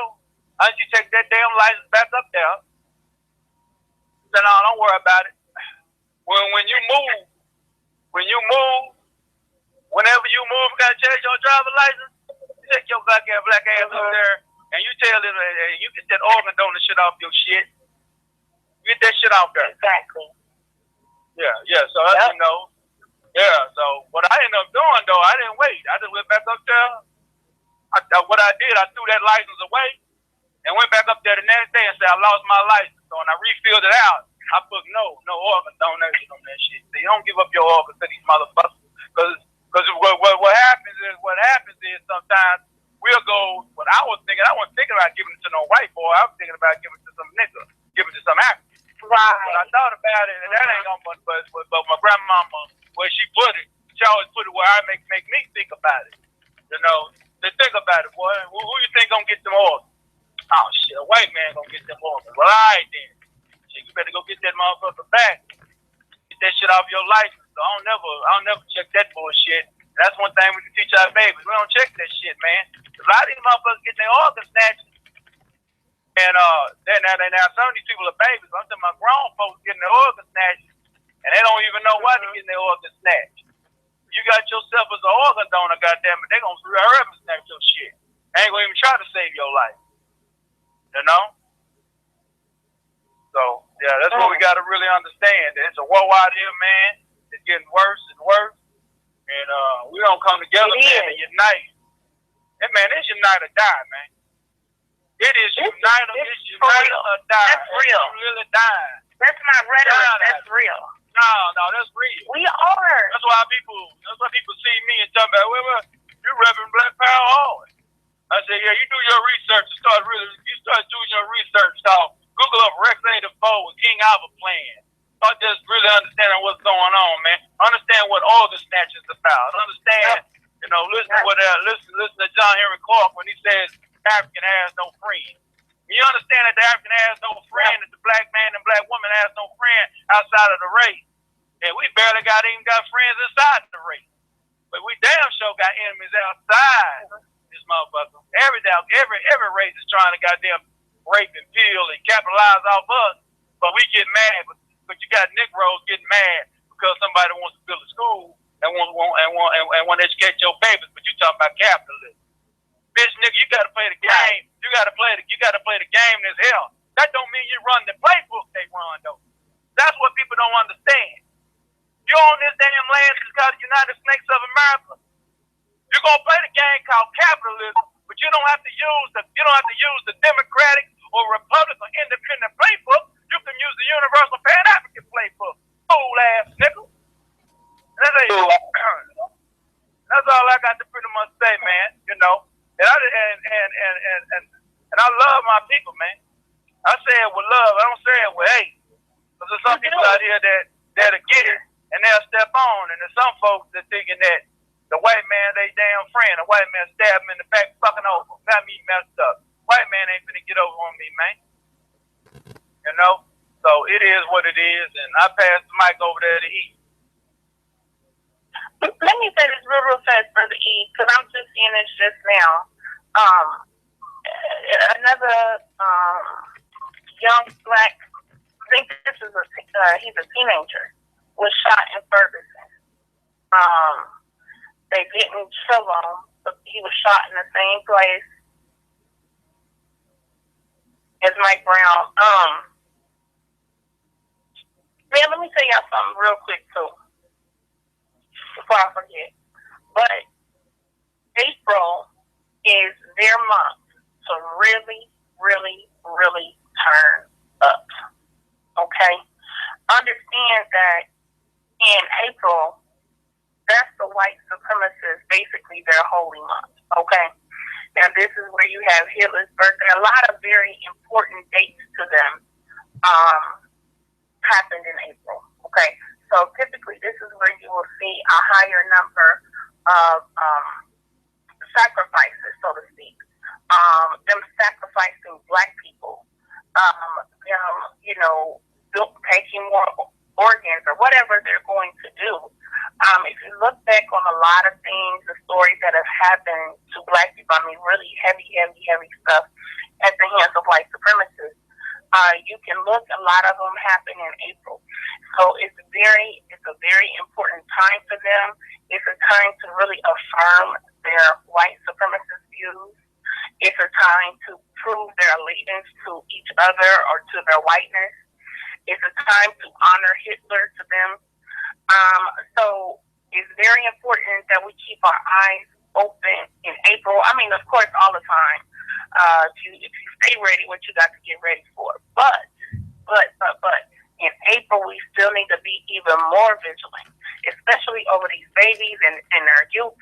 We really, really, really have to look out for them. So y'all just pass the word, pass the message, and watch. And I'm not trying to say it, negatively or anything like that. Like, I'm trying to speak it into existence. I'm just telling you what they do. But just watch in April, it's going to be some hella stuff that go down.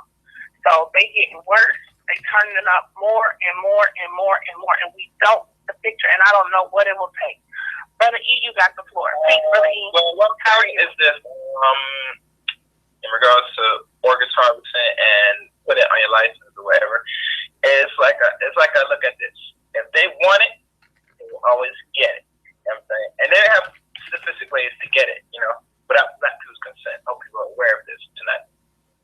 Because we still go to their institutions, still get the blood drawn.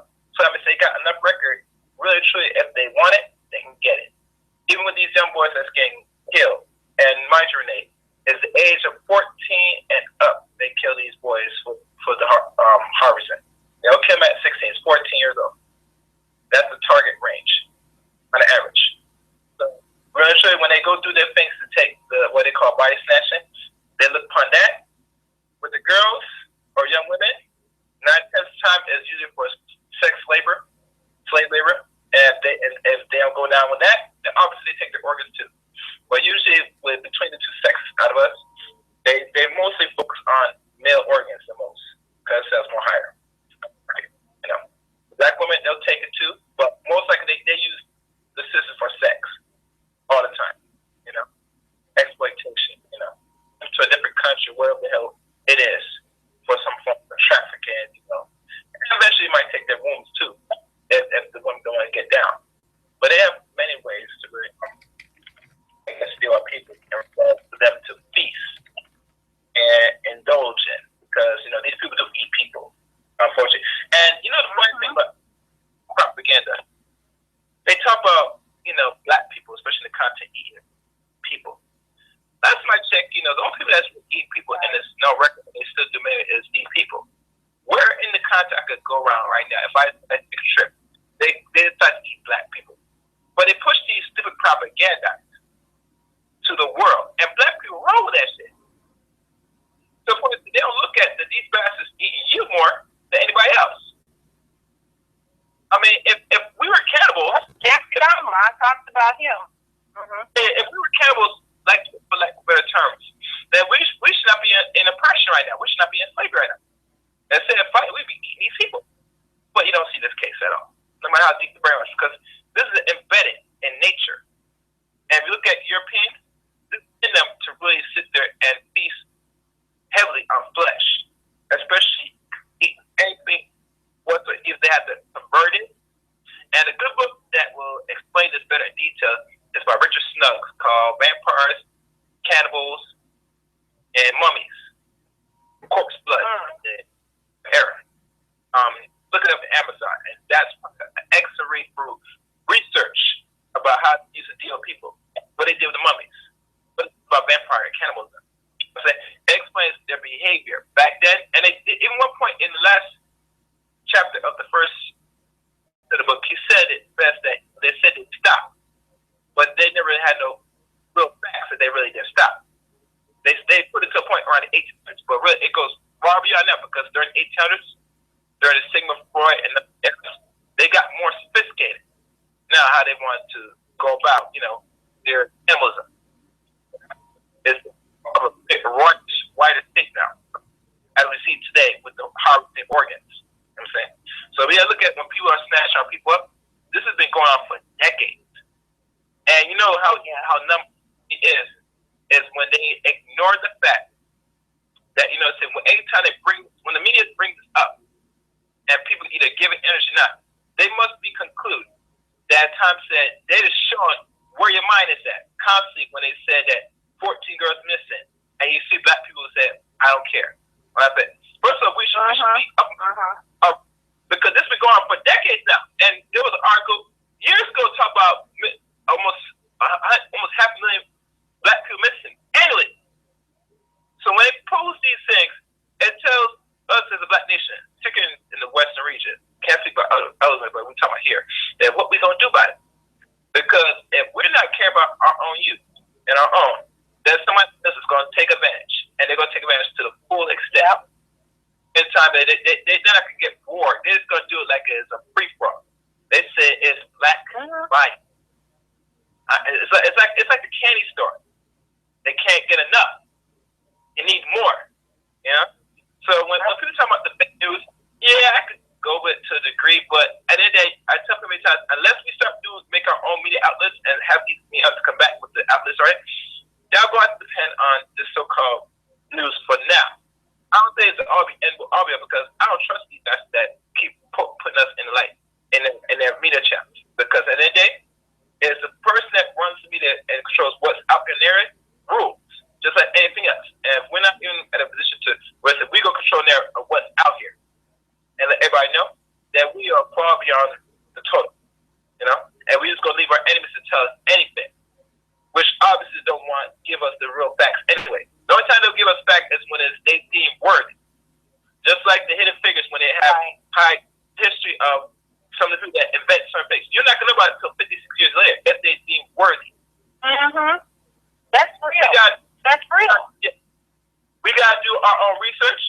We got to figure out what is the real truth under the option of what they call fake news and come to a logical conclusion. Because if you come to a logical conclusion, if we do news ourselves, besides theirs, you know what I'm saying? Once we really do that and get the real, if it concludes that, okay, this is the conclusion.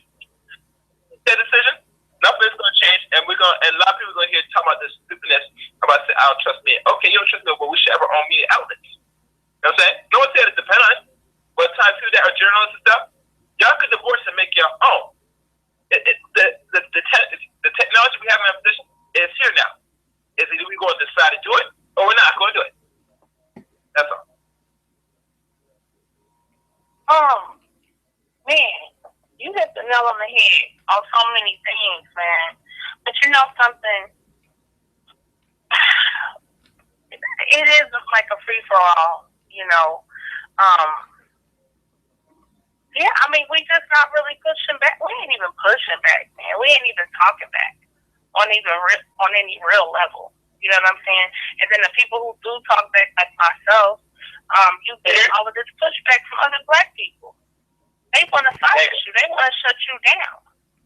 And I know this stuff is heavy. You feel me? I know it's very heavy for our community. I know it's hard, y'all, and we have to find ways to live. You still have to laugh. You still have to go out and do stuff and have a good time and all that you can do, but it is heavy. I get that. Some people can't really deal with certain things.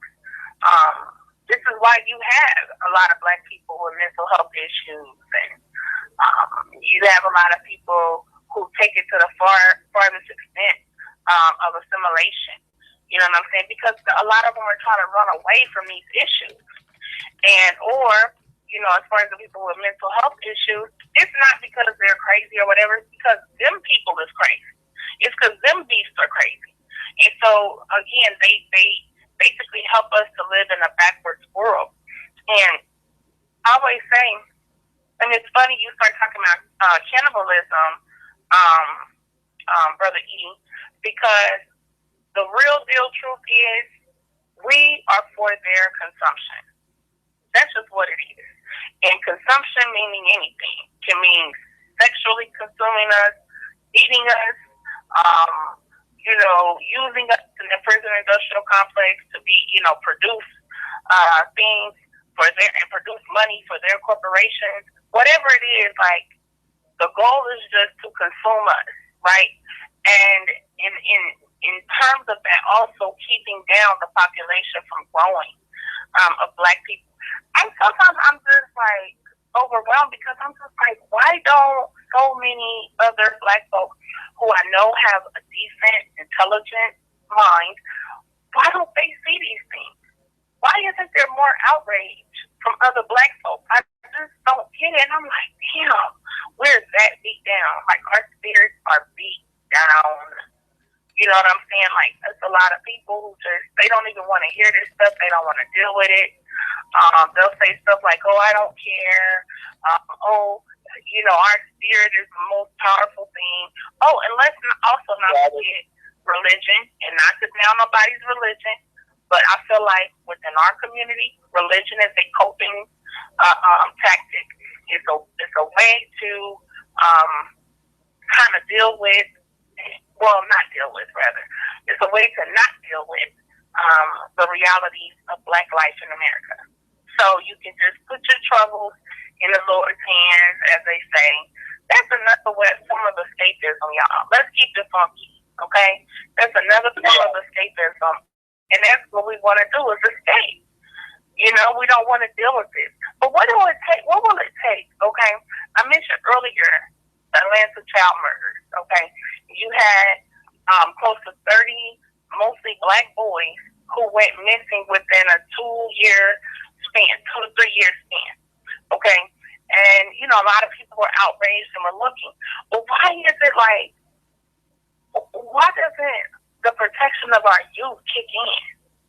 I mean, it's just wild to me. Imagine if all Black people today, that we saw the death of another Black person, especially a Black child, if we took it like it was our own child. Imagine if we took it like that. Imagine what we could do and what we could change. But because we're so disorganized, we're so disunified, everybody's going in different directions. People don't care. I'm just concerned about me and my kids. I'm just concerned about my family. I don't care about nobody else.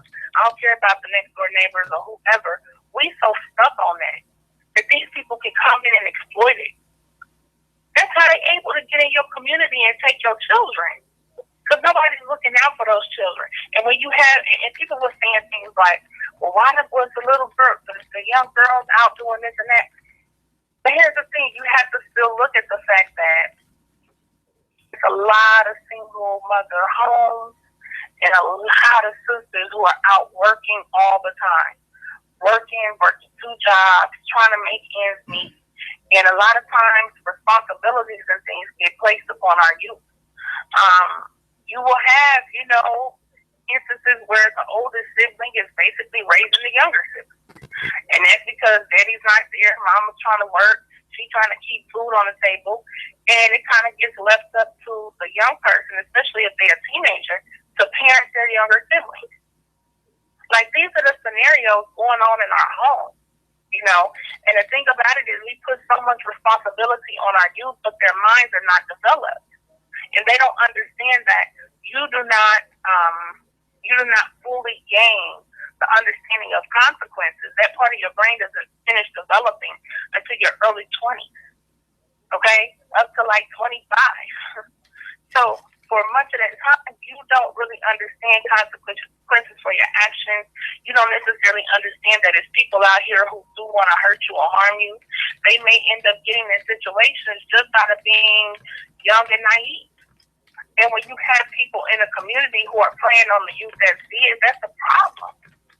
We got to get rid of the predators in our own community too, who are Black. If we tell our children every day that we don't give a damn about them. Go ahead. Go ahead. You want to say something? Anybody who want to say something? Motherfuckers got to go as well too. And a lot of cleanup has to be done. And I feel that always, and I really have a question, but I always question this data. Are we really serious about turning this shit around? To be honest, because really shit, as time progresses and things will get rougher, no matter where we are in the world, that either we're gonna make a confirm, either we're gonna change this turns around, and said we're gonna be in a, like Amos was said, in a position of power where no one ever in their mind will think of putting the pressure on us again, or we're gonna sit there and be subjugated for wherever how long it takes, you know.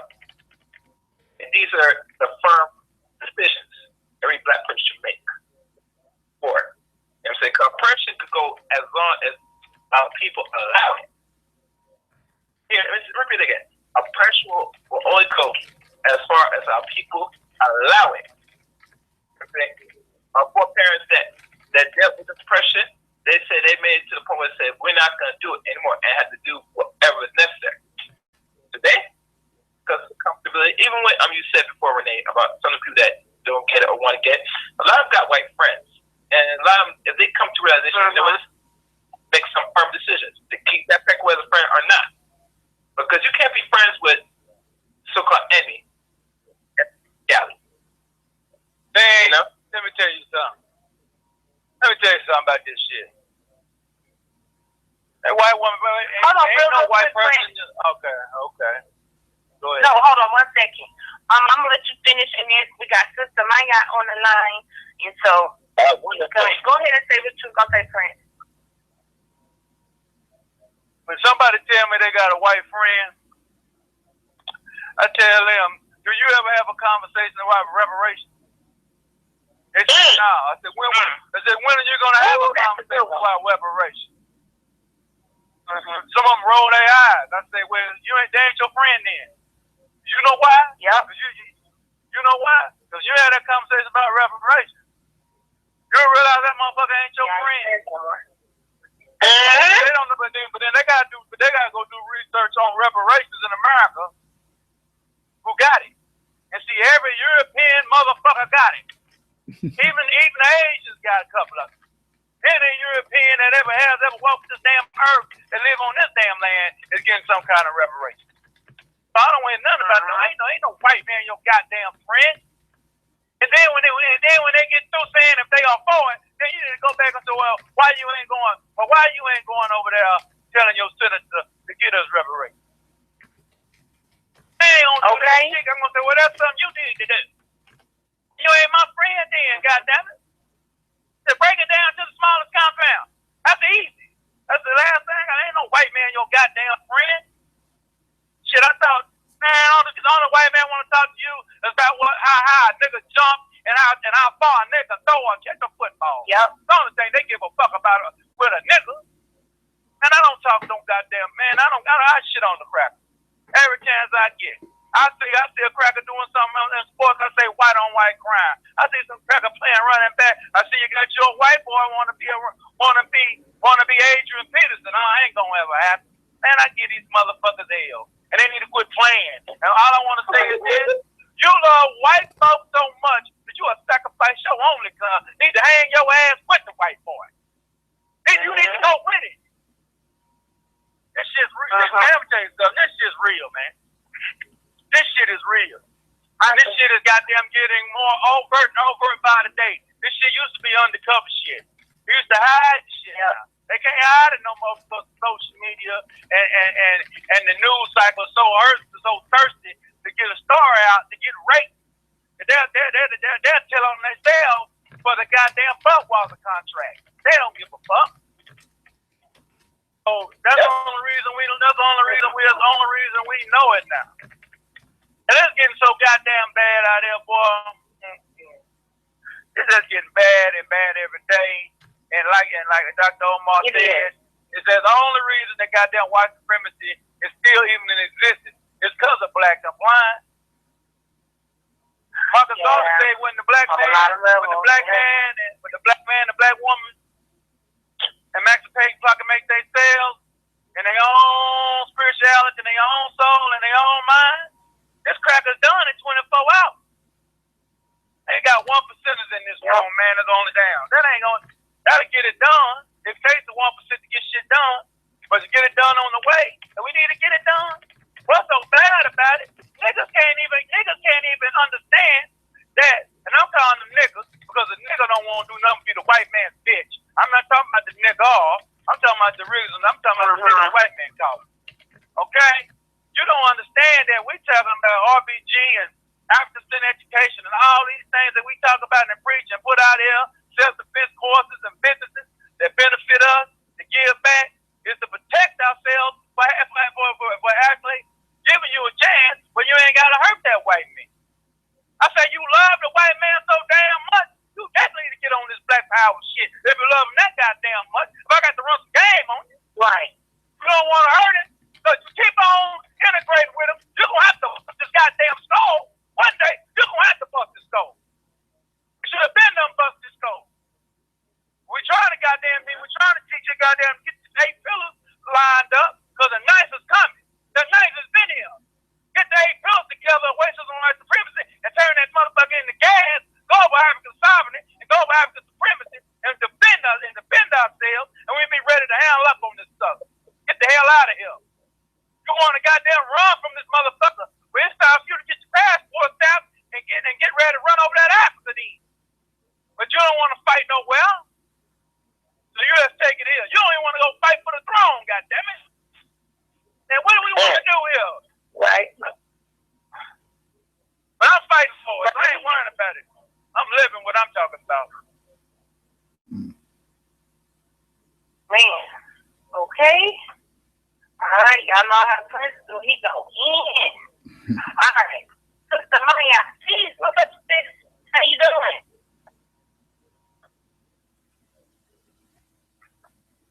You there? Oh, if you're talking, your line is muted. But I'm sorry. Black Power, how y'all doing? All right, Black Power. Doing well. Black Power. I've been listening to the show. It's been something. Let me say this real fast. Let me say this real fast before you start. Family, we have 8 minutes left in the live stream before we go into overtime. That means that people who are listening online via the Blog Talk Radio site, you will get cut off. You won't get to hear any overtime that we do. So you have to call in, or you can go to the YouTube, Psycho YouTube channel. I'll give you just a second if you want to hear the rest of the show after the next 8 minutes. Okay, the calling number is 319-527-6058. Again, if you're on the phone line or if you're calling in and you want to speak, press 1. Or if you want to hear the rest of the show, you can go to youtube.com, I think /SYKOPATHeist. SYKO. Oh, go ahead. PATHEIST.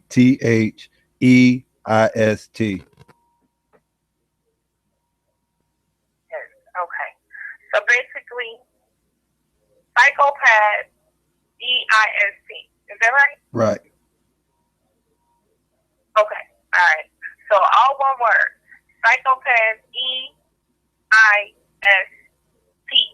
And on YouTube, you can chat about the show, etc., etc. All right, Sister Maya, you got the floor.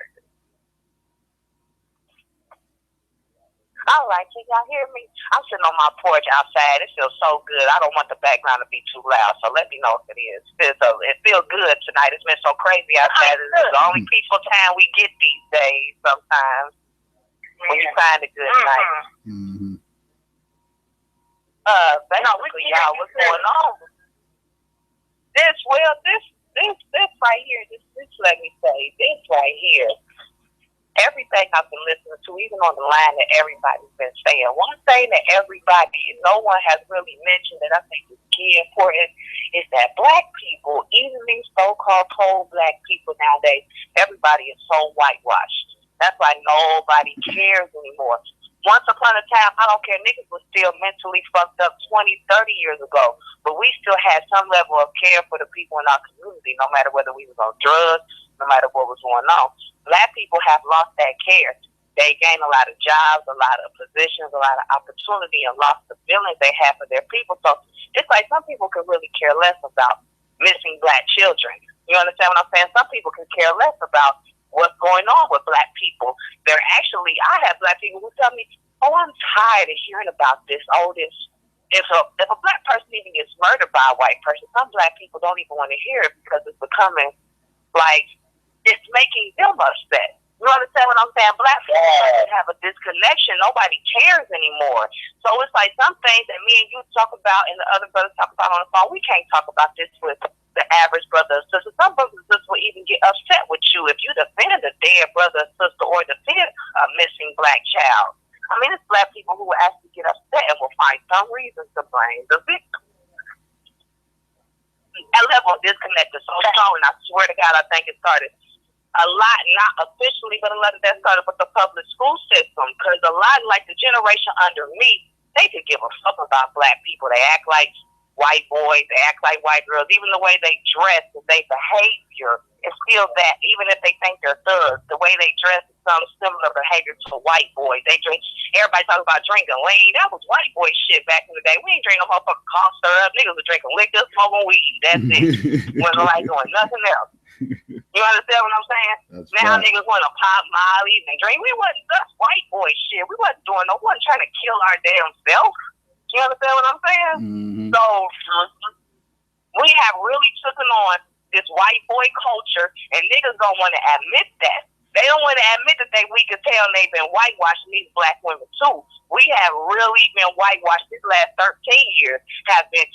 I can tell you this: the last 6 years on Facebook has changed so fucking much. If you ask me, everybody a motherfucking police on there. I've been on Facebook doing this shit since 2007, 2008 maybe, 2009, and even in those little bitty years, just it has changed. Just the frequency and the vibration. People come at you like they for black people, but man, they really hate black people. It's really something going on that we really have to pay attention to. Just because somebody is online talking about black issues, that don't mean they really care about black people. Some people just like to talk shit about niggas all day long. Okay? And then you got somebody on your page that post shit about black people every day. I don't give a fuck what nobody say. He a motherfucking police. Every time he posts something, I say something. So you police ass nigga, get your bitch ass off my page. Because he is so never show his face. You understand what I'm saying? He never shows his face. Everything he comes and will say something about black people as if it's caring. Then he come in and try to just shit on him. You understand what I'm saying? Mm-hmm. So it's a lot. What are you talking about? I missed the name you said. What's his name? He's something white. I know his last name is White. I have to go on your Facebook page and really check it out. But it's not just a lot of black, so-called black people that appears to be more black. It's some motherfuckers out here who got radio shows, bro. Let's just keep it 100. Some motherfuckers got radio shows who can give a fuck about black people. You understand what I'm saying? Right. You got some of the biggest house niggas on these motherfucking shows. And like I said, Sister Renee, my sister. So I be careful how I come in.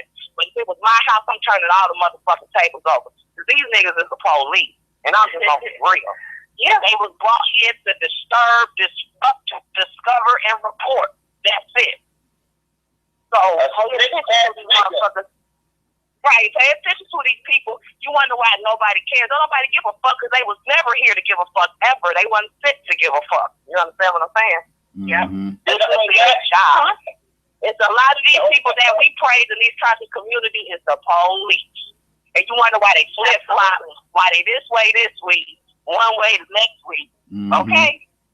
Yeah, I know human beings. I know who's real and who's, I don't need nobody famous or somebody who got a lot of views. I don't get, you know what I'm saying, distracted by that. We know how human beings act, don't we? Mm-hmm. You understand what I'm saying? Why we let these motherfuckers online trick us with this shit? Mm-hmm. So people just really need to be real. A lot of this shit, once you keep it real with yourself, the things that is not real will unfold. You're gonna have to let it. You have to let it go. Leave that shit alone. These people, we gonna have to let them go. And once you do that, your soul is gonna be so small. You gonna be so lonely. But there's always a better road. It's better be alone than be around people that will stab in the back and kill you. Quite very true. Quality over quantity. Quality over quantity. Yes, it is. I mean, so don't be afraid. Don't be afraid sometimes, brothers and sisters, to check somebody out. You don't be afraid to ask somebody some questions sometimes. You know what I'm saying? I always tell people, I got people in my life that I love. And if they come on my house, I might not feel like being bothered. I might tell them, you know what, come holler at me tomorrow. Like, that don't mean I don't love you. That don't mean I don't want to be bothered with you. That just means there's stuff going on today. So, you know what I'm saying? Come holler at me another time. So we as black people need to stop being so sensitive when, you know what I'm saying, we need to stop being so sensitive because we have to break down these walls. We need each other. We got to communicate more. That's why when somebody is a police in our face, we don't get it. It's somebody who is the true friend and the true brother and the true sister. We don't even see that. Because we're not being, I don't think we're being honest with ourselves. I think we're trying to be so smart with this book shit and this knowledge shit and this conscious shit that we really let it cloud our common sense. I agree. I totally agree. I need a bomb again. I need a bomb. Because that was just so on point, and you so right. Because, you know, now I've seen some people coming out, you know, saying some things about this issue. But you see again, and I've just been looking around from today, people on to the next thing. Ain't nobody really seeing the court. We don't say the court on a lot of issues. You know, initially it's spoken about, and that's cool. But we still have to continue to be concerned about these things, and not just even in a superficial way, but really concerned. Let's always talk about common sense consciousness. And that basically speaks to, you know, you're going to live your life in a way that's productive for the collective. So that means you see the children on your street, on your block, or whatever, in your neighborhood. You're going to make sure they're good. I know people who feel a way about their children and stuff, but there's certain things we can do that can show more love and respect for our youth. And then you wonder why they cuss people out. They got tattoos on their face. They doing all different kind of stuff. They popping Molly. You know what I'm saying? They doing all different kind of stuff because a lot of times people don't give a damn. If you would sit there, people will sit there and downplay how many black children are missing, that's a problem. That shows you really don't give a damn about the youth. Because it don't matter if there's one missing. That should be a big issue.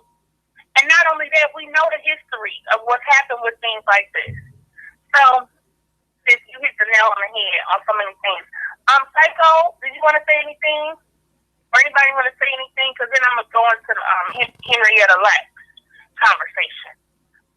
But, Psycho, you got the floor.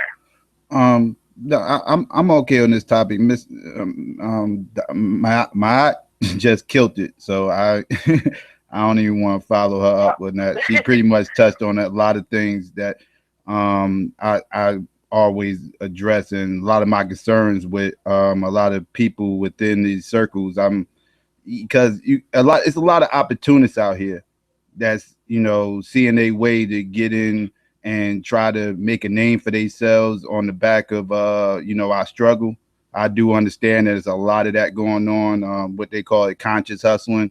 It is a lot of that going on, and you got to be careful. Again, me, myself, I always use the conscious community for what it is, you know, a place for information. You know, you chew on the meat, spit out the bone. You know, that's pretty good for history, you know, this, that, and the third. And it's good for networking. And but if you're going to the conscious community looking for leadership, you're going to the wrong place. If you're going on YouTube, period, looking for leadership, you're going to the wrong place. You know, you should try to take the bull by the horns and lead by example. Everybody should. If everybody if everybody leads by example and everybody picks up the mantle and everybody stops trying to be sheep and stop being followers and start being leaders and actually do things within their community, You know, I think when people ask, like when people think that they got to go out there and do something, they thinking on a national scale. Like, well, what am I going to do? I'm only one person. Right. Like, and they thinking on a national scale is nothing I could do. You know, I'm only one person. Well, it's something you can do locally. And if everybody does something locally on a national scale, we can all get something done together. But nobody views it that way because everybody, again, is looking for the quick fix. But, you know, I passed the mic. A perfect example. I'll give you a perfect example on that. In Fort Worth, Texas, man, and other than the poor folks in Fort Worth, there's people outside of Fort Worth, as far as the Haru Academy is concerned, are the biggest sponsors of the Haru Academy. Because of RBG Family Weekend, because the local cats in Fort Worth came together, so we just gonna throw a big party for black folks all over the world, and they grew. You know what I'm saying? And it sprung on. Like I told one brother, they was over there talking about Omar is dead. I said, you know, I ain't trying to say, hey man, I'm gonna ask you a question. Who you have respect for? A brother that's talking about building a school, a brother that come to your town and lecture, when you leave, you go build your own school. Which one, who do you respect more? You know what I'm saying? And that's what we do. That's what we do at Lone Star BG, man. When we go out, man, and talk about African education, man, we telling you to build your own thing. You know what I'm saying? That's what happened. That's what happened in Charlotte. That's what happened in South Carolina. That's what happened in Arkansas. You know what I'm talking about? Pine Bluff and Little Rock, and that what's going on in Kansas and Wichita, Kansas. You know what I'm saying? When they run across us, they want to go do the same thing. That's what we're about, man. We trying to spread this thing like wildfire. We ain't trying to take no credit. Hell, we just want to win. Do you want to be free? Or you want to be right, or you want to be free? You just want to sit back and say you right about what the white man doing to you, or you want to be free and go and knock this man's hand off of you? Right. You know, and that's what it's about, man. And how much do you love yourself? How much you love your babies? How much do you love black folks? A lot of them out here lip serving, but they ain't proven. Ain't coming out your pocket every month.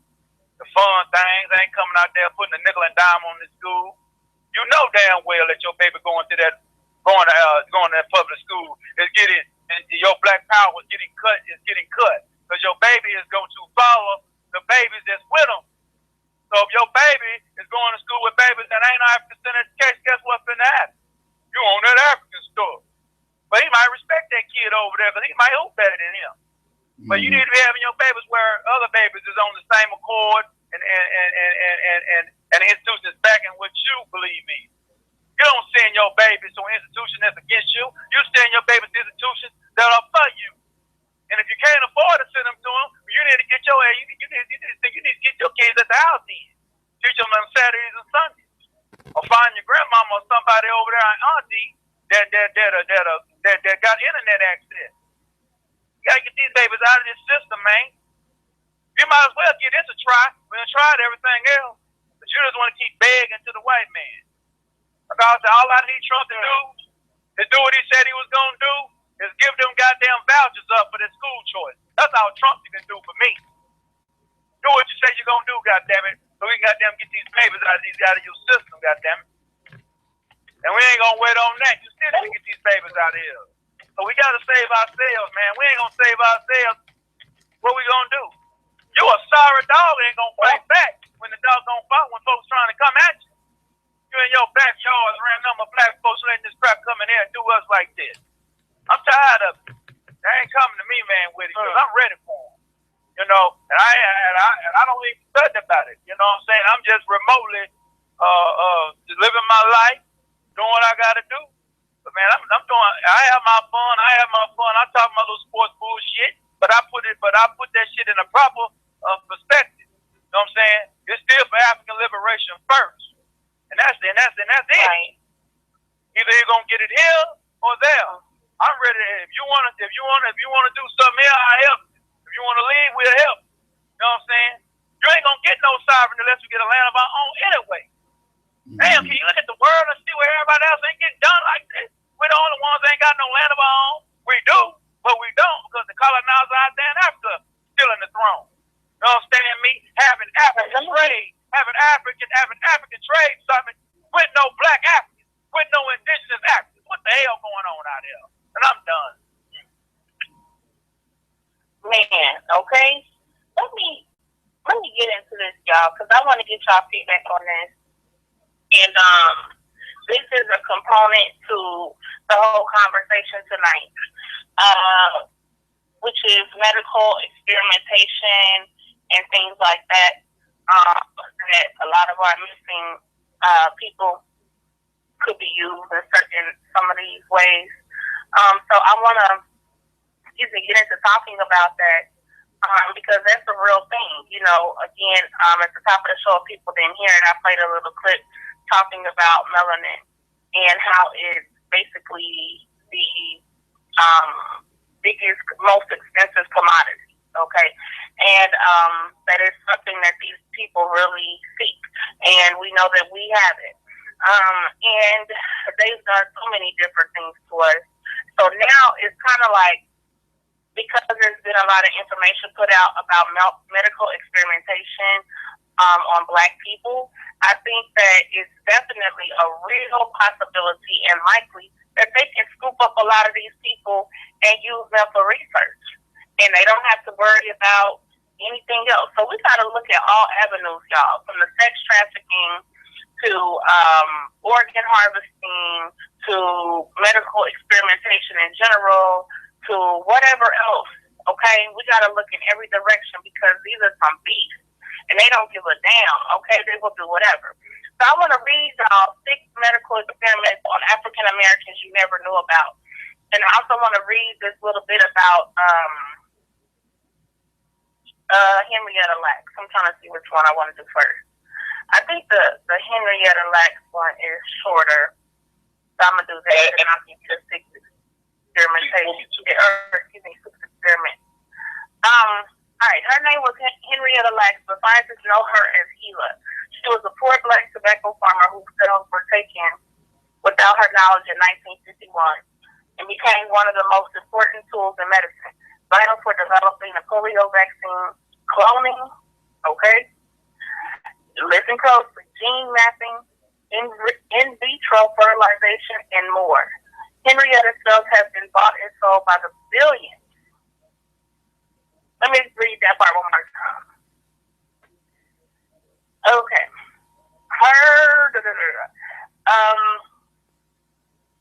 She became vital for developing the polio vaccine, cloning, gene mapping, in vitro fertilization, and more. Henrietta cells have been bought and sold by the billions. Yet she remains virtually unknown, and her family can't afford medical insurance or health insurance. Soon to be made into an HBO movie, which is getting ready to come out, by Oprah Winfrey and Alan Ball. This New York Times bestseller takes readers on an extraordinary journey from the colored ward of Johns Hopkins Hospital in the 1950s to Sparklight Laboratories with freezers filled with HeLa cells from Henrietta's small, dying hometown of Clover, Virginia, to East Baltimore today, where her children and grandchildren live and struggle with the legacy of her cells. The immortal life of Henrietta Lacks tells a riveting story of the collision between ethics, race, and medicine, of scientific discovery and faith healing, and of a daughter consumed with questions about the mother she never knew. It's a story inextricably connected to the dark history of experimentation on African Americans, the birth of bioethics, and the legal battles over whether we can control the stuff we're made of. Now, you had this white heifer, Rachel Gluda, whatever, who wrote the book on this, and I've seen the trailer for the Henrietta Lacks movie with Oprah in it, and in the trailer, she's like, Rebecca, something. So she was kind of like questioning her, Henrietta Lacks' daughter, and because the Rebecca heifer comes in, like she want to really help and this and that. So again, you have the white savior, right? So you can't just have the story about what happened to Henrietta Lacks and how these damn white beasts and these devils have done all of this to this woman's cells and done all of these things to her. Okay, you can't have that story stand by itself.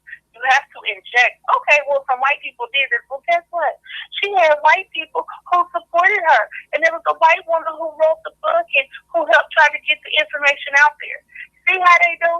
Like Pharaoh said, the white man got to be God and the devil. He got to be the one who abused you and then try to be the one supposedly who saved you. Okay, so you see the games they play? Now let me read to y'all these 6 medical experiments on African Americans you never knew about. Alright. By now most people know the Tuskegee syphilis experiments, but what many don't know is that this was just one in a long line of experiments conducted on African Americans. The experiments actually began during slavery, when African Americans were treated no better than field animals, and could continue from there. Below is a list of the most heinous experiments conducted on African Americans. Number 1, experiments on slaves by slave owners were conducted in mass long before the Tuskegee experiment. In his memoir, former slave John Brown described how his master, Dr. Thomas Hamilton of Georgia, tortured him with homemade medical experiments. Brown described how he was made to sit naked in a stool atop a burning pit as part of Dr. Hamilton's experiment. I could not have helped myself. There was nothing for it but passive resignation, and I gave myself up, in ignorance and in much fear, wrote Brown. After temperatures reached 100 degrees, Brown passed while Dr. Hamilton stood with a thermometer. In another experiment, the good doctor attempted to determine how deep black skin goes by blistering Brown's hands and feet. Slaves provided antebellum doctors with their own personal guinea pigs. Number 2, it wasn't just slave owners who were conducting experiments on slaves, but hospitals posted announcements where slaves could be used in experiments. In the 1850s, Dr. T. Stillman placed an ad for sick Negroes, and slave masters were happy to hand over ill or elderly slaves who could no longer work. It was a win-win for slave owners who got back their slaves if they were healed, and if they weren't healed, the hospitals paid for the burial. The slaves were taken in by Stillman, and his experiment had no legal rights. Number 3, until the 1970s, prisons conducted experiments on prisoners. Wow. Most of whom, and it still happens, most of whom were black. At Philadelphia's Holmesburg prison, Dow Chemical paid to test potential carcinogens on mostly black prison populations. Many prisoners developed cancers, skin conditions, and mental illness as a result of their experimentation. 4, I went to the doctor who did that to me and asked him why. I would love to have children, said Fannie Lou Hamer. While on the plantation, Hamer had developed a knot on her stomach. When she went to see the physician, he removed her uterus. He removed her uterus as well as the knot, preventing her from ever having children. In the big house, the plantation owner's wife joked about how Hamer had lost more than a tumor when she was in the hospital, and the news eventually got back to Hamer. Hamer went on to become a voting and civil rights activist. Hamer was only one of many African women who were sterilized. She became a favorite of white doctors. Margaret Sanger, the founder of Planned Parenthood, trafficked in stereotypes and used the Negro Project to decrease black fertility. Number 5, in 1945, a black trucker named F.K. was in an accident where nearly all of his bones were broken. While he was in the hospital, doctors gave him a toxic dose of plutonium. Before the plutonium could totally devastate his body, K must have gotten wind of what was going on because he escaped from the hospital. Damn! That's how strong we are. Unbeknownst to him, he'd become part of a study for which he never gave his consent. K died 8 days later after leaving the hospital. He was the first but not last African American to be injected with uranium or plutonium as part of a radiation experiment. Former Secretary of Energy Hazel O'Leary declassified information on government experiments on unsuspecting African Americans. This is the last one. Number 6. Therese Johnson and her husband received a knock on the door from researchers at Columbia University who wanted to interview her 16-year-old son, Isaac, who was being held in a detention center. Isaac's parents signed off on the interviews and tests, which they were told would be used to determine whether Isaac might have medical problems. Little did she know that Columbia University, in cooperation with the New York State Psychiatric Institute was conducting an experiment on her son in an effort to establish a genetic connection between black boys to violence. The boys were given fenfluramine, which causes serotonin levels to rise. Okay, that's the end of that story. Okay, I just, yeah. Anybody want to go? Because that's just... I do want to stop the Henrietta Lacks story. I really think it's, well, we know that there's some truth to the Henrietta Lacks story. But as far as the experiments they do on black people, let me go in the house, y'all. I'm sorry, I was off that. Let me just say that my husband's friend, Dred Sam, who got killed by the police here 2 years ago, he was sick at the time that he was murdered by the police. And I always pay attention because, like I said, we can't talk about some things to all black people. Some black people don't want to hear this shit. They get upset, especially when a family member has been killed. You can't just come in like, well, this is what they do. And people don't want to hear that. So when it was going on and my husband was over there with the family, I'm not interjecting. I'm basically just listening to what people say. And 3 days before he was killed by the police, he used to go to UC, a hospital. Everybody knows that UC here in Cincinnati does experiments on black people. A lot of people just don't want to go. 3 days before he was killed, he said that he went to the hospital and they kept coming taking blood. And he was asking them, you know, why y'all keep coming taking this blood? He said that, I don't know how he found out. Okay, this is just what he told his family when he came from the hospital, saying that he didn't want to go back. He said that he was told he has a rare Henrietta Lacks, the same gene that Henrietta Lacks had. I swear to God, they killed him 3 days later. UC police is the one who killed Dred Sam. People don't pay attention to that. They went out of their jurisdiction. They went out of their jurisdiction to go get Dred Sam. Where he was going, UC police ain't even allowed in that motherfucking area. So it was like they were following him. Like I said, I didn't say nothing to his family because I've been doing this research for years. But when a family member's dead, there's some things you just don't say. You respect that family. So, of course, I'm not going to interject like, yeah, I know, but I'm just listening like, damn, this bitch just say what the fuck I think she just said. How do he know that he had the Henrietta Lacks gene and who the hell told him that and how he get shot in the head for no reason 3 days later by the hospital police? Ooh. Nobody's mentioning this.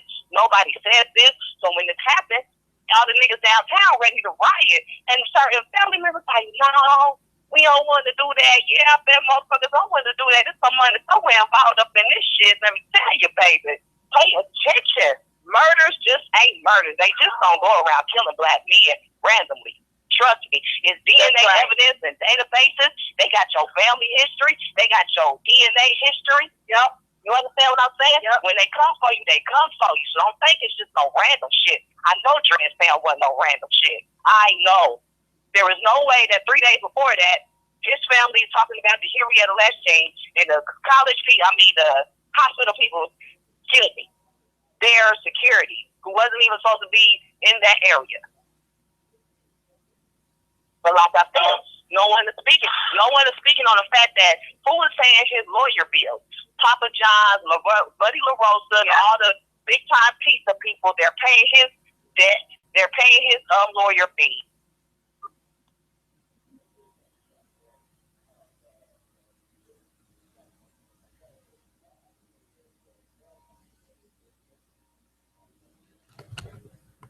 We lost connection, family. I'm not going to be able to call back in. My phone just dropped. So I'm gonna go ahead and get ready to end this now. You can go ahead and you can try to you can't catch it on Blog Talk. So I'm gonna go ahead and I'm gonna try to get the last part of the show and edit it in on the video. So thanks everybody for listening. Next show will be on Thursday, 9 p.m. Eastern Standard Time. Peace and Black Power. We out.